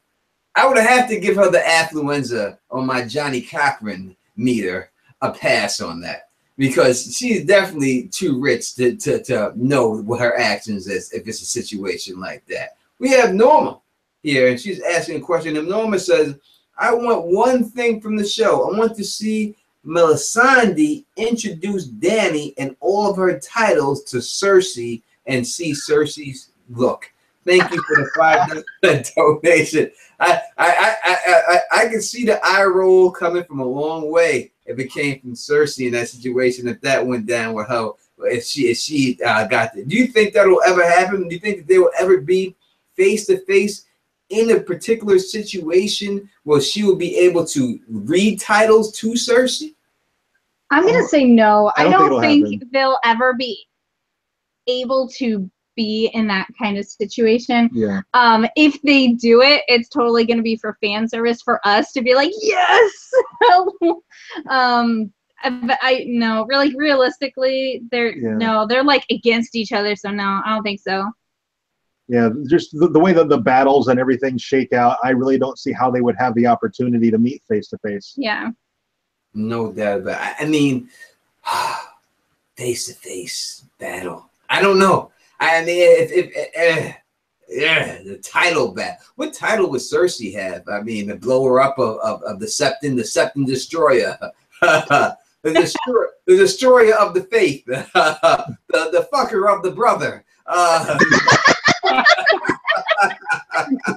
Fear of the brother. Oh my God. Oh yeah. Oh man. That's. I mean, I don't know what other titles to give her. You know, you have to give her something there. But it would be a funny situation if that definitely happened like that. Sarah, are you with us there? Is that you, girl? I am. Can you hear me? I can definitely hear you. Can't see you. Don't need to see you if you don't want to be seen, but I can definitely hear you. All right. Let me figure out how to fix that. Uh-oh. Uh-oh. You never know what that means. You know, we can just go with it. It's gonna mess up, and then I can feel. Okay, then I won't touch anything. No, do touch things if you want to touch them. We would rather see you than not see you. Well, I made this pretty picture, but I did. Yeah. All right. The picture is very nice. Did you draw that picture yourself? I did not draw it. I play a game. It's online. It's called Covet, and it's like a fashion game. And it was like ruler of the galaxy or something like that. All right, because when you talk, the picture doesn't show up. It just shows up like a black space, like the black hole. Like I'm Vincent, the robot in the black hole. People probably don't know what that reference is from, but there's a movie called The Black Hole back in the day, and Vincent was like R2-D2. Vincent probably could have been. There you go. Could have been more than R2-D2 if it was if it all would have worked out and stuff like that. And that's the way it should have went down and stuff like that. I have the Geeksiders here with me now. I have told them before that they could rock for an hour and a half, but they have been long enough to rock with me because look, my guests have not shown up. The couple of people that I did have, they're going to show up next week. So I'm going to offer the Geeksiders because I don't know if they have available time. They do have their own things. If you have to run, you can, but if you would like to stay, we would love to have you continue. I don't want to put the pressure on you, and there's no don't worry, no one's gonna feel any bad way about you in the chat or anything, because I told you earlier that it would only be for a short period of time. But if you would like to stay, you do have the option to stay. But if you would like to go and you have to go, then I do understand that also. We would love to stay and keep talking and everything, but we haven't had any dinner yet tonight. Oh yeah, you gotta go. Get hungry. So. I don't blame you. And they have the show at 9 o'clock. So please let them do the outro. Please subscribe to the Geeksiders channel. They'll be back before the season's over. We're gonna have them back on again to give their stories. We're gonna wait for a big episode. We're gonna have them back on. But please, Geeksiders, let the people know who you are and where to find you.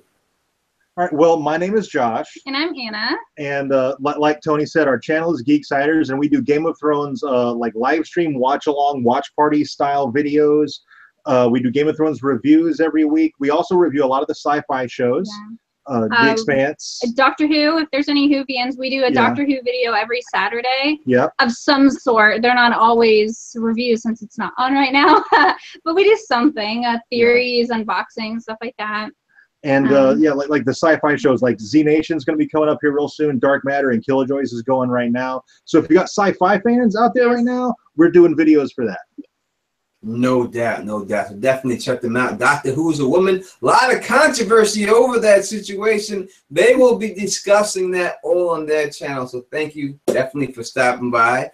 And we will get back to you. And hopefully you get back on and we can talk some more about this Game of Thrones. But definitely keep in contact and definitely go subscribe to the channel, the Geeksiders.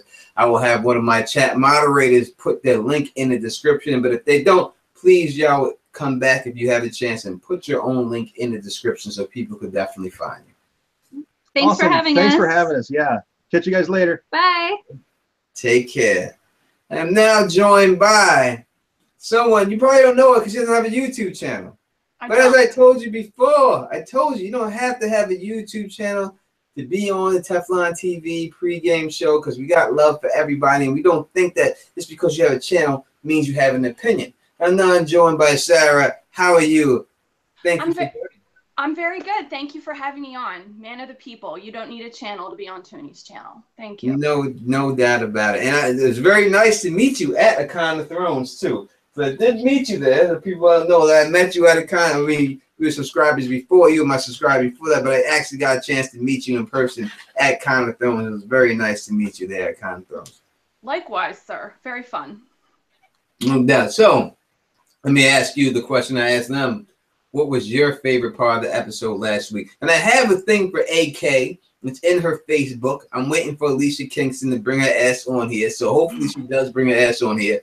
Hold her feet to the fire, people. We're waiting for AK to get up here. But what was your favorite part of the last episode? Can I have two answers? You can have as many as you want. Okay.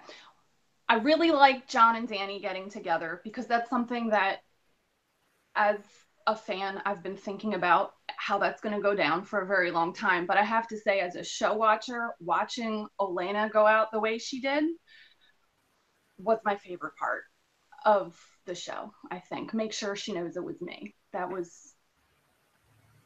I loved it. I agree with you. Olenna Tyrell went out like a boss. Well, before I talk about that boss, I see a comment here in the chat, the motherfucking chat, over 400 people watching, saying, is that a juice box Teflon's drinking? Let me tell you something, brother. Let me tell you something, brother. I don't drink juice boxes. I'm not a jukebox type man. Not me.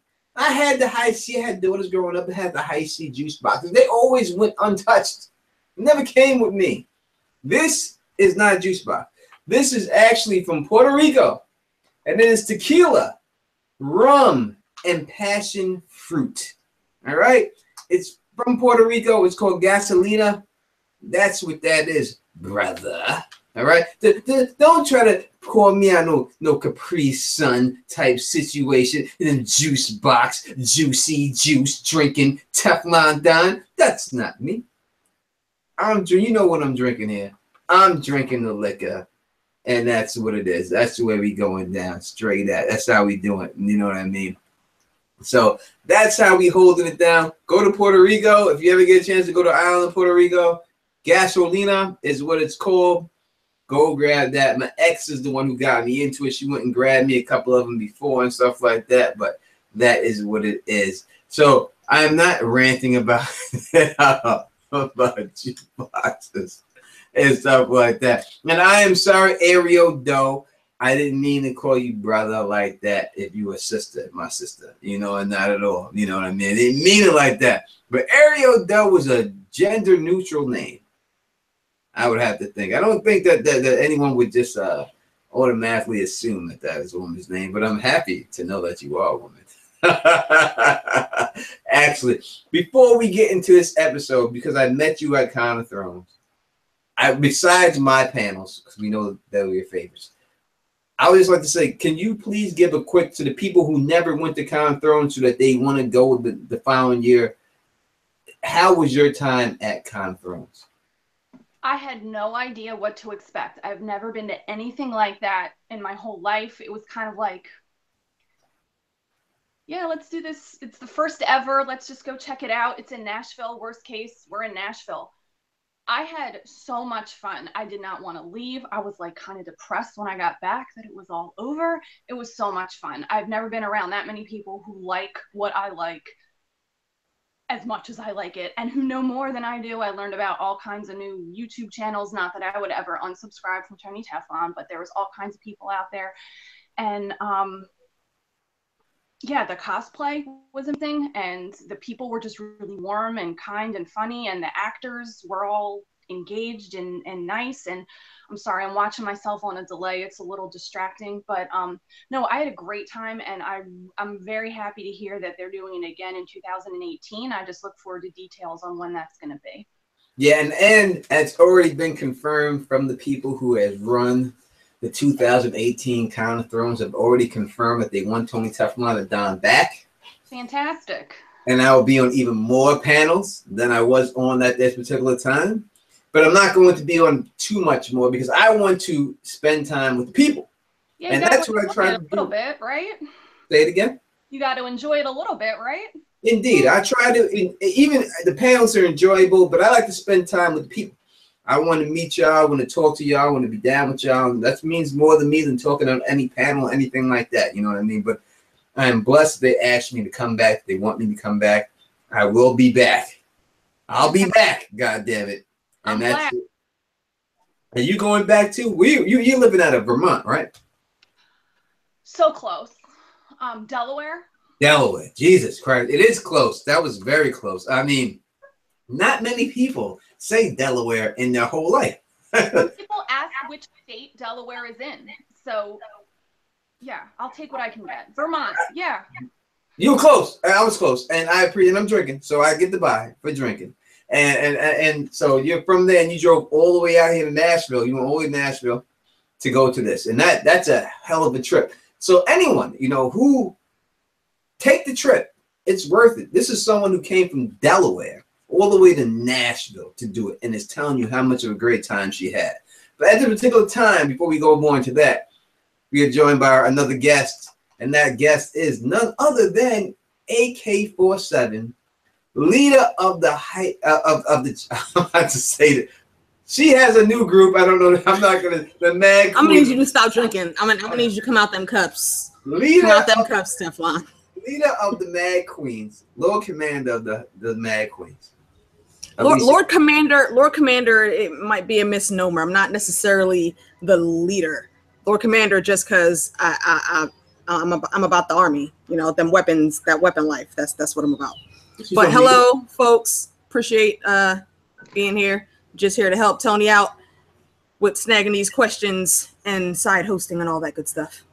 No doubt about it. I really do appreciate you helping me out because Mo Genie failed. Mo Genie, goddamn Roscoe Genie. He failed on this. Pulled out on us. No, he couldn't make it today. He's having problems with his Wi-Fi. Mo Genie be back next week. You know what I mean? So you know what I mean? Thank you, AK, for definitely coming up in here. And thank you for everyone chilling with us out here. And as always, if you want to be a part of the pregame motherfucking show, We definitely can be. Just come back. Just hit me up. Just gotta be a subscriber, Teflon TV.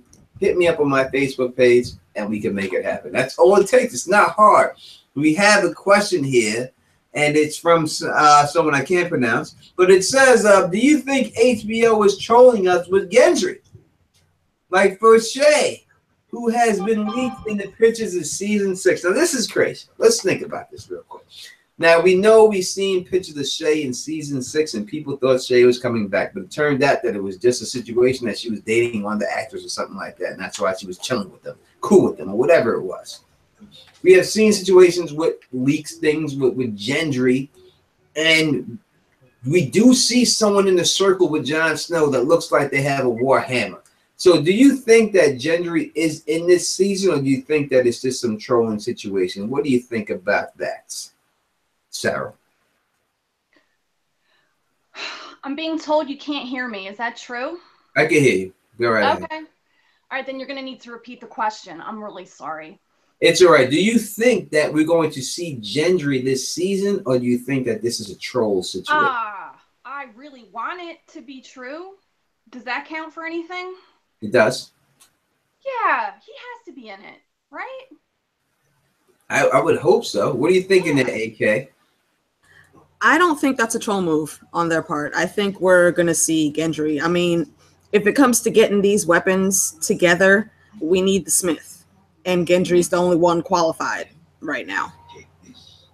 Do you think that Gendry is going to smith some of these weapons for them before it's all said and done? I think so. I mean, because when we get into the Valyrian steel of all this, and I think we're going to have to bring up Valyrian steel, Gendry's the only one that I know of, besides the person that taught him in Westeros, that knows how to rework that properly. So, who else are we going to get? Can't just have some random blacksmith doing that. Gendry's the man.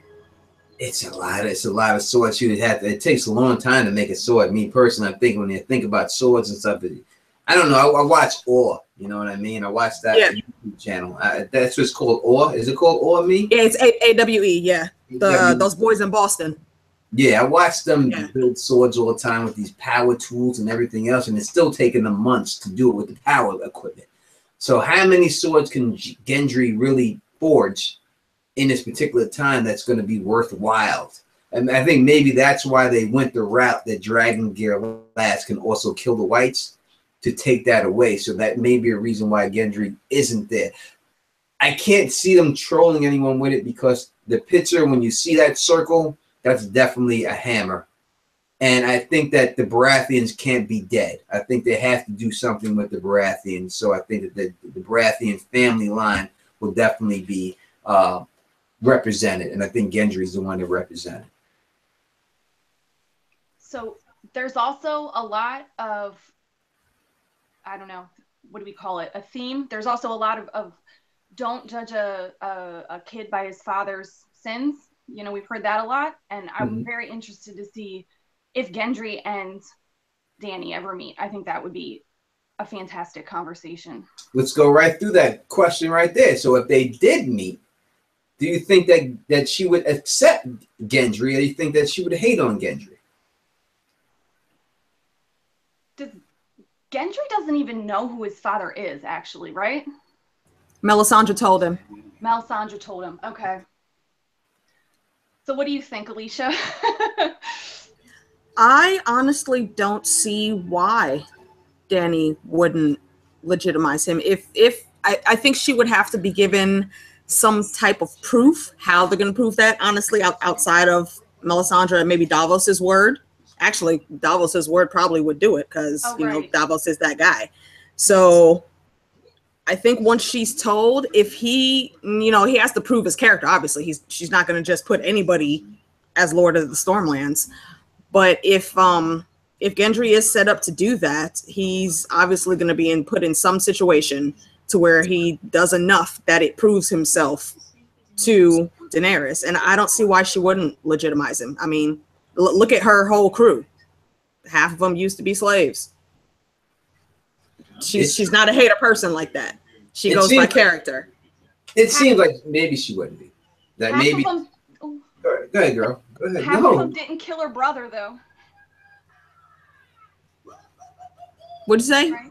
Half of them didn't kill her brother, though, right? You mean Viserys?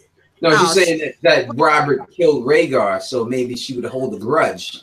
Oh, I don't think so. I mean, just go off of the last episode. We're not holding family to what their ancestors have done. I don't think that's going to be an issue. What is that I see here? Is that Nancy T? Just some golden dragons. Got 20 golden dragons to the Don. It says, "Hi Tony, we love your videos and you were awesome at the con." So Nancy T actually had the chance to see me at the con. Thank you, Nancy. You're gonna get a shot done for that 20 beans. And I had a great time at the con. And I will tell you all this. I know before that I told you before that I wasn't gonna release anything from the con, but the people at Con of Thrones have contacted me and they have given me audio for every panel I was on. So what I'm going to do is I'm going to release at the end of the season, I'll release the Con of Thrones panels that I was on, and I'll put all that stuff out there for you. So, but you could also, I know they have a deal, I think, with Stitcher for everything there, and it had exclusive rights to the full Con of Thrones. So if you're on Stitcher, you could find them on there and find the release of the full panel, because people are only allowed to release 20 minutes of it or 30 minutes of the panel because of their deal with Stitcher. So if you want the full panels of any panel that was on Con of Thrones that anybody was on, you could find that at Stitcher. So check them out at Stitcher. But the panels I was on, I'm not going to do every panel I was on, because one panel I filled in. I was just happened to be in a room and the people didn't show up. So I just jumped on the panel to try to help save the panel. And we did a really, really good job, and we really did save that panel. I wasn't prepared for that panel, but you know me, I don't really need to be prepared. I know my shit. So I did that panel. I'm not going to release every panel, but I will release the ones that people have talking about. And that is the Stannis panel, where I would basically have a debate with the person who created the Dothraki language over Stannis, and I will release the crackpot theory panel. I'll put those definitely out, and maybe more after that, but those are two that we will definitely see when it goes out. And hopefully we see AK-47 at this year's Con of Thrones, and hopefully we can get her on a panel too, and a new group on the panel. We got juice right now, you know what I mean? So we got to use that to our advantage when we have. Yeah, we shall see. I'll definitely be there. I don't know about being on panels, but I'll definitely be there. Well, I mean, would you want to be? You do not want to be on panels, or do you want to be on the panel? No, if the subject matter was to my liking, yeah, absolutely. I totally do one. I wouldn't have any issues with that at all. 20 beans, baby, for you, down the hatch. When you're done with that, Tony, there are a couple questions I put over in the sidebar that I snagged. Go right ahead, please. Read them out. All right, first one. Forgive me if I mispronounce your name.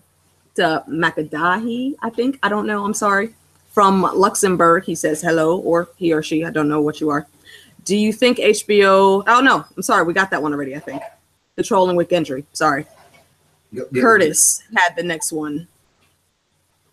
I think this is more of a book questions. Will Victarion turn against his brother and join forces with Daenerys? That's basically, let's just make it broader and just say, will Daenerys have a turn cloak in her camp right now? Is that why she's losing these battles? Is that what we're seeing here? Is that what's going on, Sarah? What do you think? I'm reading the chats, and I'm not good at this. You need to repeat the question. I'm so sorry. Do you think that there is a spy? That's called pulling a T-baby. That's what that's called. And T-baby is conspicuous with her absence in my chat this year. Where the fuck is she at? Why is she not here? Something's wrong there. We're gonna figure this out in a second. But do you think that there is a spy in Daenerys' camp? I want there to be. I want there to be. Why are things going so poorly? Why is Varys behind the 8 ball? His whole deal is knowing things, right? To me, that would make a lot of sense. From a storytelling standpoint, I would love there to be a spy in her camp, but I think the show is just kind of giving Dany some challenges. To be honest, that's how I think of it. AK, what do you think? I think I'm going to agree with that. Like I did think that there was the possibility of a spy, but then you'd have to think about who. I mean, Varys, we already know Varys is in for the realm, and Cersei is not anybody he's going to throw his lot in with. That's why he's with Dany. A lot of people have been thinking it could be Missandei, but what would Missandei gain from throwing in her lot with Cersei, and why would she even be in contact with Cersei at all? It doesn't make sense. Tyrion, we already know Tyrion wants Cersei dead. I mean, like none of her core people make any sense in betraying her. So I think she's just having some challenges, you know? She's not going about it as great as she thought she was. So let me give reasons why each of them would turn on her, since it's not unknown. Let me give. Go for it. All right. So Missandei would turn on her if something bad happened to Grey Worm, that she put Grey Worm in a bad situation. The Grey Worm wound up dying. That's what they're trying to say would be the reason why she would turn on her. Whether it's justified or not, that's what they would say. Tyrion was a Lannister. So eventually, after she's killing all of his people, and he's a Westerosi person. So when you look at the people that he's killing, as we've seen with the Arya clip, the people that were Lannister men, they're really good men. They're really just people that happen to live in the area and happen to be one of their soldiers. Tyrion probably grew up with some of these people. He might know these people, might know them from being in Casterly Rock. So would he watch the destruction of his own people, watch them get beat down, watch them get slaughtered, watch them get killed, and still be allowed to go along with it? I think that would be the argument. And I really don't think there would be anyone else. Varys, obviously, it would have to be a turtle turncloak situation if he was the turn on her. But I would have to think that if it was anything else, that's what I would have to see for those two people. So going on those two reasons, do you think it's hold on real quick.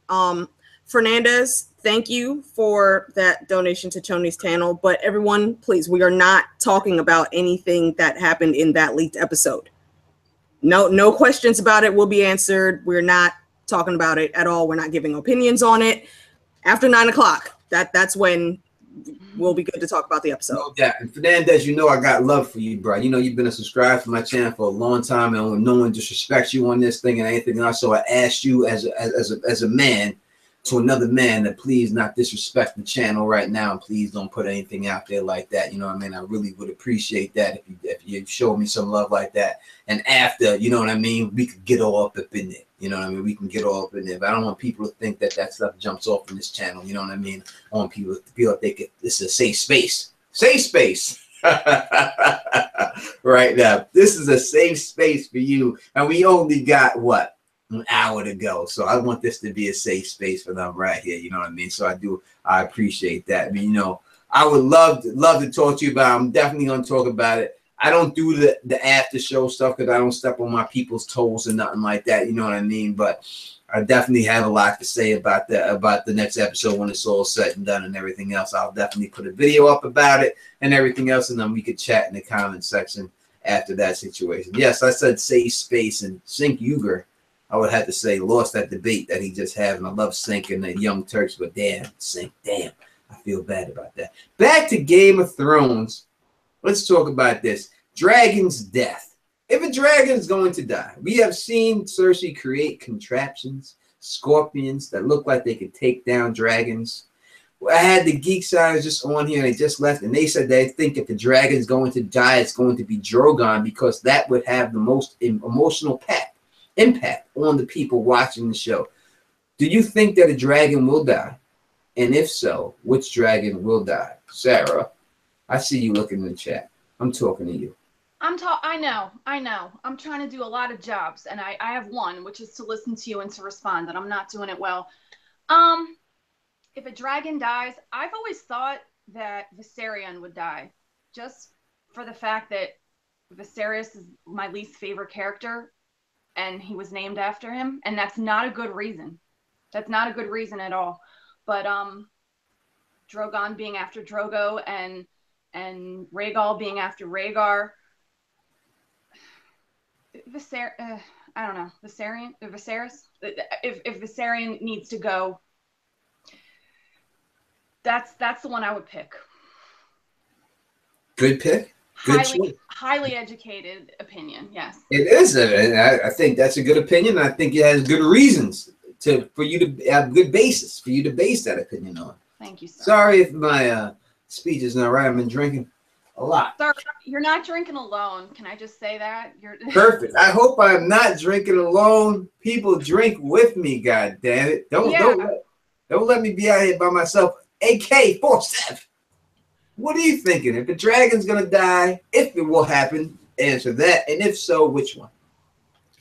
I think it is definitely possible that one could die. Will it happen with Qyburn's little weapon? I don't think so. They might get lucky and get a shot off, but with those dragons, you're probably just going to end up grounding one. And you know what? Even if they're not flying, they can still breathe fire. So that I don't know that his little weapon is going to be that big of a deal. But somebody could get a lucky shot off. We know the eyes are a very big weak spot. If they get shot in the eye, they're dead. So who knows? Which one it will be? It probably would be, like Sarah said, I will concur with that it would be Viserion because we follow their names. However, Drogo is also dead. So, you know, Drogon's up for grabs too. This is Game of Thrones, you know, anyone can get killed. Oh my God, it's scary to me when I think about it like that, you know. Just saying. They gotta go though. I think more than one of them, at least one. Because, you know, Dany's losing a lot of these battles. She's losing a lot of people, but it's really, really going to put a hurt in her game if she loses a dragon. Yeah, they got to go. I think someone's got to go. Yeah. I think they got to go. They're too powerful. It's too much. And they tried to show that, hey, she's got all these dragons, yet she's still losing these battles. I think it's a setup. A setup that she's going to come back so fucking strong that it's just going to be overwhelming. Because it basically is to the point where the only reason she's losing right now is because of tactics. Because if she went out there and just said, fuck it, I'm taking all my dragons, I'm flying to Westeros, and I'm burning everything I see, she would already have this thing won. She would be Queen of the Ashes, though. But yeah, she doesn't want to be Queen of the Ashes. She actually cares about people. Why? I mean, that's a good question because people have been fucking with her whole life. That's just a why. Why would you care about these people? Aegon didn't care about these people like that. These aren't her people. Like Aegon. He tried with this diplomacy first. He tried diplomacy first, right? Yes. All right. So he did send out the ravens. He did send out the ravens, if you want to say, but you got to look at Aegon's situation was, these aren't my people. I'm from a different place. And I'm over here now, and I'm going to rule these people. And he burnt them alive, right? So why wouldn't she feel the same way? These aren't her people. If anything, the Dothraki and all these people are more her people than the Westerosis. You know, something she also had, well, something that Aegon had that she doesn't, is time. Aegon didn't just move to Dragonstone. His family was on Dragonstone for years before that he was even born. So actually about a century, I want to say, they were there before Aegon and his sisters were even born, and he came up with this plan. He had planned for probably, I want to say, at least a good 3-4 years before invading. Like that huge table that he had made, he used to fly around Westeros on his dragon. He mapped all that shit out and then told them to make a table so he could have like a 3D version of what he was looking at. He had the time to plan and to put his people where he needed them to be. He had 2 badass sisters also fighting with him. Something else Daenerys is lacking. So she can only do what she can do in this small amount of time. And another reason she might not just want to burn them all like her dad is she refers to I'm home. I want to go home. I think is the first thing we say to her. She wants to go home. Even though the Dothraki are her people, the Unsullied are her people, she feels this connection to Westeros, and perhaps burning them all as an introductory step isn't the wisest thing. I'm not happy to see her fail at all. But just a thought. But should she? I mean, she shares no blood with these people. Why would she see these people as her people unless it's her subjects? Because she wants to rule them, and she wants to actually have a happy land. If you come in just burning every damn body and ruling with fear, what's happened to everyone that's ruled with fear so far? I mean, that's just not the way to go. What has happened to her not trying to rule with fear? I mean, if we look at that, if we go by the classic Bronx Tale movie, and we go by Sonny, who was in that movie, and Sonny says that he'd rather be feared than respected. I mean, you know how Sonny ended up in the end, but is that quite possibly a way to be at this particular time? We look at the rulers throughout the history of Westeros. Were they not more feared than respected? I think it totally depends on the ruler. Because there were, not all of the Targaryens were bad. There were actually quite a few that were very good, and not just good, but good at ruling. Mm-hmm. And they got a lot of respect, love, and a decent amount of fear, I think. I mean, the most prominent one is probably King Jaehaerys. You know, everybody loved the small folk. Everyone were mourned for like a year when that man died. They didn't know what to do. You know, if we can get someone that could come in and maybe not be Jaehaerys, because you know you can't live in the past, but to bring up those same qualities that he has to rule in that way, you know, actually listen to his subjects and try to properly care for them, that I think is the better way to go than just ruling by fear and going in and burning everything and saying, I'm your queen now, bend the knee. And people in chat tell me I'm drinking, so fuck y'all. They're saying that's feared and loved. All right, I said respected, but you knew what I was talking about. God damn it, you knew what I was talking about, but you still had to try to call me on it. So that's why I said that to you. But I still got love for you. All right, we have two side questions, Tony, after you're done speaking. Then you also just got another super chat. Oh my God! Even so, I would have to say that I think that it's better if you look at the history of the Westerosi kings, that they were all more feared than loved. I don't really think of any Westerosi king, maybe one or two that I could say Jaehaerys and them. But that's Dany's deal. I want to break the wheel. Like, she savvies herself a woman of the people, right? Does she? Does she? I don't know. I'm asking you. Does she really? Because I think she savvies herself a woman above the people. Well, that claims she's for the people. She did have that speech, though. I mean, it all depends. I mean, when you look at the Targaryen kings, I think they were all more feared.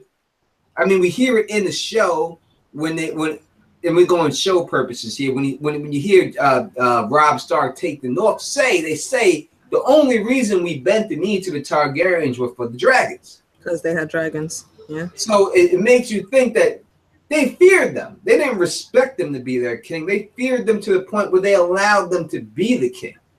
So wouldn't it be better if Dany went along those lines? We hear Olenna Tyrell tell her, be a dragon, these people are sheep. So yeah, Olenna's kind of bitter at the moment though, man. And I love her, don't mistake it, but she's just a little bit bitter right now. Her whole family's dead.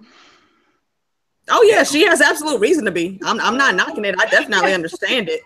But maybe that's not the exact advice you want to be following at the moment. No doubt. I'm just going by what we see in the show. So it can go any way. We do have a question here from the Michael Anderson Show. The Michael Anderson Show. Check out the Michael Anderson Show. He has donated $5 to Teflon TV, and we love it. And he says, I love the pregame. Keep it up. The question is, what is the true identity of the Night's King? Now, first, we have to assume his identity of Night's King that is not the Lord Commander that's in the books. If it's something else, what is the identity of the Night's King? I don't know if y'all are into picking up crazy stuff like that. I don't know if you're into that, Sarah, but are you into anything like that? Do you think the Night's King is someone that we're not seeing, that's a secret identity? So in my brain, I have the books and I have the show. And correct me if I'm wrong, but the Night's King in the books is nothing like the Night's King in the show. Yeah, so the Night's King in the books at this particular time has never been brought up in the books. We only we hear about the old Night's King that happened during the whatever Lord Commander, I can't think of his right. And he had like a White Walker wife and all that. Yes, we hear about that, but that's all we hear about of the Night's King in the books. We have no thing of this going on that we have right now. So for that reason, I gotta say, I don't have a good theory. I don't have a good theory on who that person is. I think that person is somebody that an actor that they found for Children of the Forest to put a piece of dragon glass into, and now it's the White King, and it's good versus evil. And I'm waiting to hear the story and to see how it plans out. But I gotta say, I don't have a good theory on who the Night's King actually is. Sorry. That's why I'm just a guest and I don't have my own channel. Nothing wrong with that. You don't have to have a perfect theory on that. Not everyone does. AK, what do you think? I'm looking in the chat here. Actually, Fernandez, 13th Lord Commander was the Night's King. Yes, but that is not the same person as the Night King on the show right now. I don't know. I want to say that it's probably one of Craster's kids, because Craster has been giving them boys for quite a long time, but we don't have enough information to even make a small guess on who that person could be. No doubt about it. I want to say, please, please, please, I'm only going to be here with you for 20 more minutes. Don't get banned in the chat, because if you get banned by saying stupid shit, it takes me a second to bring you back, and I'm not going to, because it takes too long. And it's not like you can come back next week. You're out. And not only will you be out from the chat, you won't be able to comment on any of my videos or anything like that. So I give everyone who has a wrench full authority to do whatever they feel possible. I don't question it. So I'm asking you, out of respect, please don't talk about anything that happened on this episode for these last 20 minutes. Let's please just get through this and watch it tonight, and then there'll be a billion shows out there. We can go through it. We have all week to go through every aspect of it. So 20 minutes. Don't jerk yourself off and try to spoil something for somebody else. All right? No need for that. Not at all. You know what I mean? We are chilling here right now. What are you looking, both ladies? And I'm joined by two beautiful ladies. Not that, Tony, this is like, I feel like Tony Teflon right now. I got my Hugh Hefner on, so I'm Tony Teflon. I'm chilling with two beautiful women. I should have a bathrobe on right now. That's what I should have on, the silk robe. Maybe next week if I get them back, you see me in a silk robe with a cigar in the mouth. What are y'all two ladies thinking about? What are you looking forward to the most this episode? What do you think's going to happen? What are you looking for to the most going on? Sarah, since you're newest to this channel, we're going to start with you. All right. I want to see what Bran can do. I got to say, I know your theory on Bran, and I've thought a lot about it, but for the show, I don't know what Bran's deal is right now, and I got to see what his powers are and what he's going to contribute to the narrative. Is he going to just sort of jump in whenever it's convenient, or is he just going to jump in and creep people out whenever, Sansa isn't feeling vulnerable enough? I don't know. So I'm rooting for Bran to contribute. And I know that sounds like a silly thing. I mean, of course I'm excited for the Field of Fire. The last two battles were a tad overwhelming. But from a character storytelling perspective, I want to see what Bran can do and what he's going to contribute. Alicia. I am looking forward to two things, and I am going only off of the trailers that we have seen. No leak talk again. I am looking forward to my little wolf getting home, because we know there's some things that might be brewing that she's going to need to go handle. And I am also looking forward to what they've been teasing us really since the beginning of the season's previews, is that Field of Fire 2.0. I feel it. I feel that it's coming this episode, and I cannot wait. I cannot wait.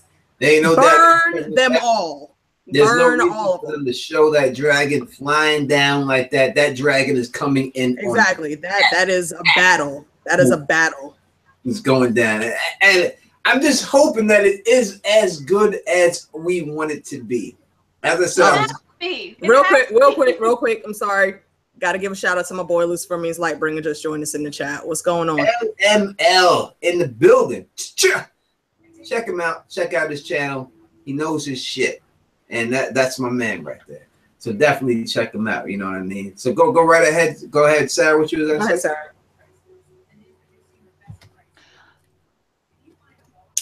A friend of mine typed in, "Am I the only one who hates Bran right now?" Uh-oh. That's your friend? Who's your friend? Who's this friend of yours?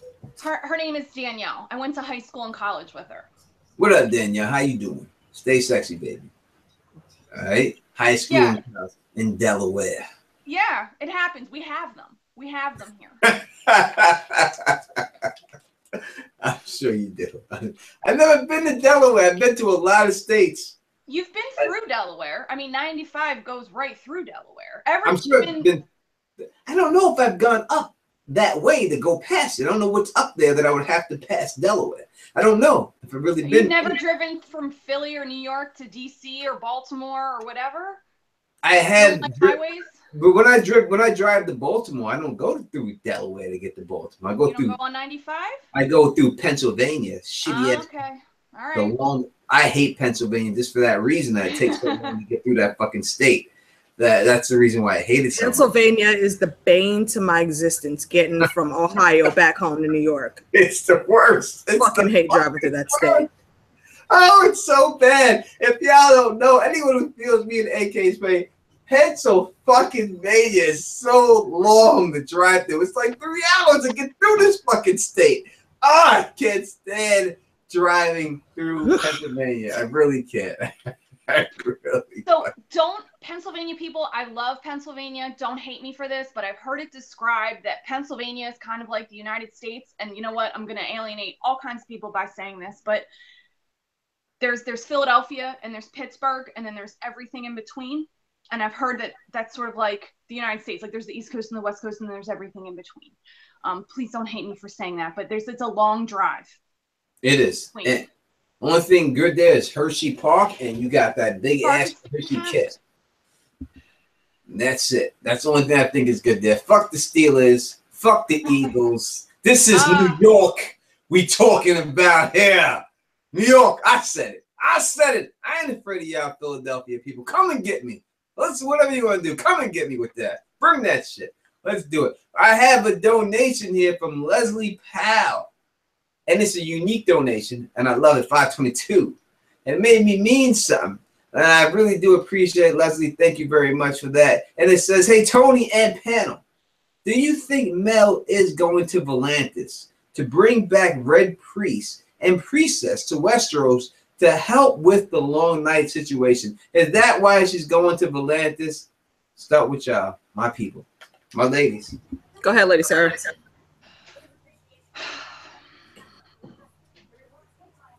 I don't know what that's about, to be perfectly honest. I was surprised to see that, which I like. I like being surprised with the show in this day and age with the trailers and the leaks and all this.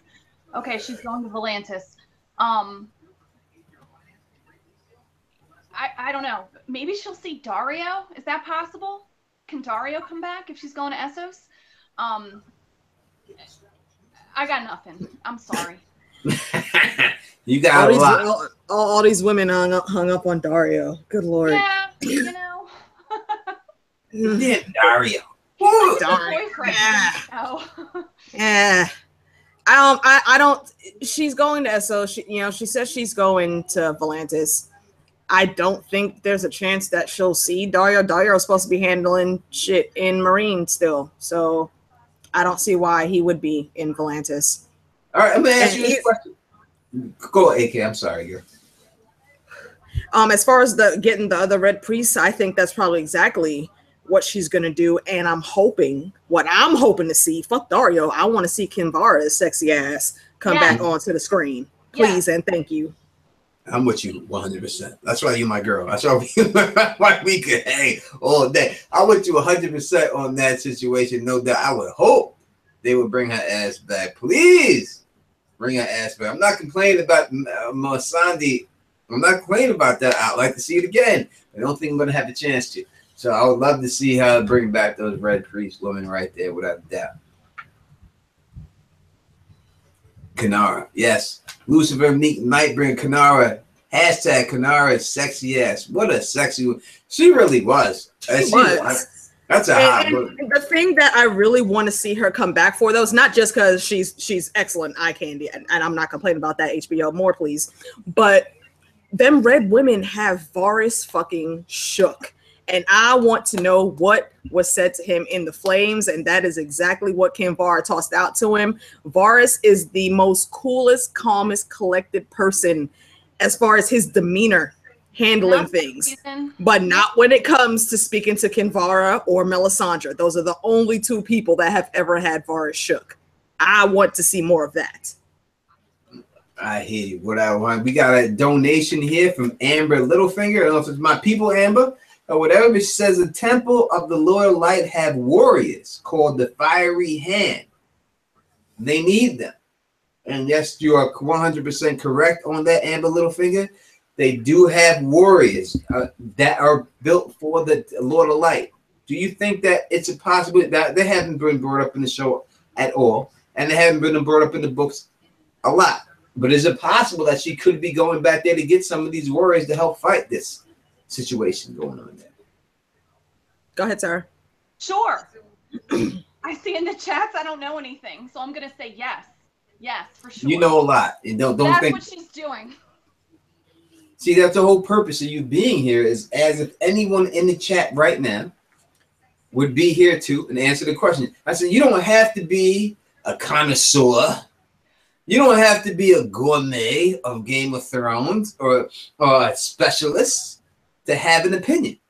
You just have to have an opinion. That's all I care about, is that you have your own opinion. Nothing more, nothing less. AK, what are you thinking? First off, thank you, Aderica, for that warning. I am probably gonna have to jump off in the next 10 minutes so I could set up my we off at 8:30 anyway. 8:30. Oh yeah, that's right. Okay, so is she going to get them? Yeah, I think so. We're fighting creatures of ice. Why would you not bring in some fire? You know, we know they're there. It's kind of sad that the Ronar are not a thing anymore, because they had water wizards, and I think that would have been some cool shit to see too. No doubt about it. No doubt about it. Let me read this out loud. I'm gonna read this out loud. So hopefully, homeboy, I'm gonna read this to you. You tell you, man, to take a listen to this. You know what I mean? So I'm gonna say this to you right now. And yes, when I start drinking, I start sounding more like I'm from Queens. I start using more of my swag and start losing all my proper talk. But that's just what happens. So fuck it. Anyway, besides that, let me break it down to you. My man Jimmy Padge, Padge, has said this right here in this chat. Hey Tony, love your videos. If you could give a shout out to my brother Mick, he would be blown away. And keep it up, brother. So what up to my man Mick right here? One love to my brother Mick, chilling. You know what I mean? What up to you, homie? Keep it going. Dreams can be happen. It's all about you. Just make it happen. From the Don Tony Teflon to my boy Mick. That's what it is. You know what I mean? And that's what it's all about. And that's what I love. Looks like I met Sarah at the Con of Thrones. I mean, in person at the Con of Thrones and stuff like that. And it's cool peoples. And life is about dealing with cool people and people who are down to chill with you. You know what I mean? People who don't want to disrespect you or anything like that. And that's what I'm all about being. We got a question from Tabitha Warren. She says, will John and Danny have sexy time? And if so, which episode? Well, listen, we know that the Game of Thrones creator has made Jon Snow have a little dick. They said it themselves. They said it. They said Kit Harington, and it says specifically, Kit Harington is too popular. It gets too much. So when was this said? I'm sorry, I'm behind. When was this said? That was if you're talking about Tormund, that was Tormund fucking around. No. The producers, the show writers of Game of Thrones, Dan and Dave, specifically said that Kit Harington, not Jon Snow the character, Kit Harington gets too much, so they had to give him a flaw, so they made him have a little dick. Good Lord. They said that. That's who they are. Cheesy. And that's so something Dan and Dave would do with their I was going to say, I'm not surprised and I'm not impressed. Is that okay? I was going to say, they didn't say he had a short, thick dick. They just said he had a short dick, all right? You can have a short, thick one, and it's okay, but you can have a short one and not be good. It is what it is. It doesn't matter because it's all about what you do and how you use what you got to make it happen, right? What are we even talking about right now? I'm going to I don't even want. Yeah, let's change the subject. That's what we're talking about. What we're talking about here is, will Jon and Daenerys have sex? And if they do have sex, what episode will it happen at? Can it be in a cave just for continuity purposes? Because the they're man gonna get down. They're gonna get down after a hard day of mining. Sure. Yeah. Is that what's gonna happen? Let's never leave this cave. I mean, that cave. Listen, that wasn't a cave. That was the Garden of Eden. That was some hot springs down there. That wasn't just a random cave. Hot springs up in that motherfucker. That's not a regular cave. We don't know what's in the bowels of Dragonstone. There could be a jacuzzi. There could be all kinds of love. But I've been to Cow's Cavern in New York a billion times. And trust me, it ain't no goddamn cave like that in there. The stalagmites and stalactites, or whatever you call them right now. I'm drinking. These things that are coming down from the ceiling and from the floor, it does not like red-headed egret up in there. It's freezing down that motherfucker. It's freezing.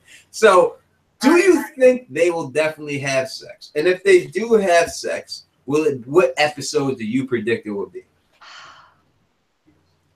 AK, do you need to go, right? So you want to answer this? And yeah, we're gonna be off the air. We're off the air in 5 minutes, regardless. So. Oh, all right. I don't know. I guess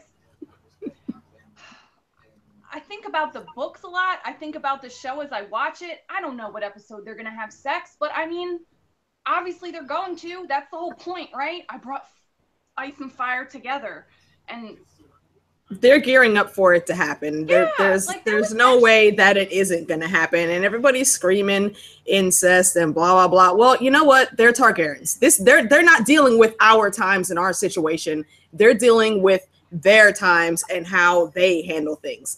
They're Targaryens. So if it happens, it happens. When it's going to happen, either the second to last or the last episode, I think. It's not going to go down just yet. Episode? I will say that at least in the books, it seems that Jon is like a little prudish, like Jon the maid. And I do think it'll be interesting if he finds out that he is having sex with his aunt after he's already done that, like. I don't know. We'll see. He may end up going back home, and we've seen in the trailers that he has that ranging north of the wall. So it may be after he gets back from that, and I think he will have talked to Bran before that expedition, and Bran might drop that knowledge on him. So he's having sex before he goes north of the wall. He's having sex before he goes north. No. I'm saying he's going to find out about his parentage before he goes north of the wall, and then when he gets back, that's when they're gonna join their houses. And people, it's so crazy, and people say it's so disgusting and things like that. But when you look at times back in the day, it happened. It happens, especially I can only deal with stuff, and I'm gonna end it after I say this, but I can only deal with stuff that happened in my life. I know my whole family's history when it comes to slavery in this country and how they got here, and I know that a couple, and not a lot of that people that were cousins in my family or related in my family wound up marrying each other. And when you deal with situations, especially back then in slavery, you got to understand there's no street lights, there's no headlights, there's no nothing. It's just total darkness. And when you're in the slave camp and you're living in a shack that the slave master has you on, a mile is a huge distance. Huge. 2 miles is huge. So even when you get released and you're not in slavery anymore, you're living in a place where there's no electricity, no nothing, and you have a 5-mile radius is a huge radius. You may not even go those whole 5 miles your whole life. So the women that you see most likely could be related to you. And situations like that happen all the time. So I do think that people want to say, it's not like Daenerys and Jon grew up and they had Christmases and everything. This is my aunt coming over and hanging out with me and buying me gifts, and now I'm fucking her. It's not the same situation as it would be like this. This is a guy who's just met a woman and he's fucking her. Turns out it happens to be his aunt, who's the same age as him, but not as old as his father. Situated unless you're talking about dope being menaced while drinking juice in the hood, because that's different. Let's not go into that. Let's not go into that. I don't know how that happened, but it happened in that movie. AK know the deal. If you watch that movie, you know exactly. That movie was just crazy all around. That's my. Honestly, I think that is my #1 comedy movie of all time. The Wayans brothers be holding it down on the comedy. Yeah, that movie is good. That what a great movie that is, and stuff like that. So we're gonna let you all go right now. But before I do, I'm going to let everyone go around and tell you exactly where they can be found and stuff. And then you know what? Before I do that, I know everyone's gotta go. Let's rep the hood real quick. If you can do me a favor real quick and put where you are from in the chat session, and we will rep the hood, so I will shout out your name and shout out where you are from. And then after I go through a couple of that, then we will go and let them get out of here, because I know AK got to shut up. So please rep your hood real quick. Thank you all for coming out here and checking everything else. We got Ja from Chicago. We got Panama Sands from UK. We got Sailor D from Detroit. We got LDA Niles from WA. Don't know what WA is for. Can't think of it. We got Detas Nolan from Ohio. Tyson Fowler from UK. We got Adrian G from Social. Don't know what that is. Sir Bowser from UK. We got John Taylor's. That's where I'm from too, brother. We got Lord Dom Snow from LA. We got Buffalo, New York, representing 9 Nickels. We got Horster representing Hampton, VA. We got Ghost Jips representing Sweden. I'm trying to get there one time. Sammy Soul representing Korea. You know what I mean? Love y'all. Korea, nice. Got love for all my people. Got a lot of Korean friends, a lot of Korean gangster friends. Hit me up and I'll talk to you about it from the food chain. I'm from Queens, New York. You should know what it is. And that's what it is. We got the Lee Show 420 City, Denver. We got ME, Mr. E representing Tobago. We got Kaya Mocha representing New Jersey.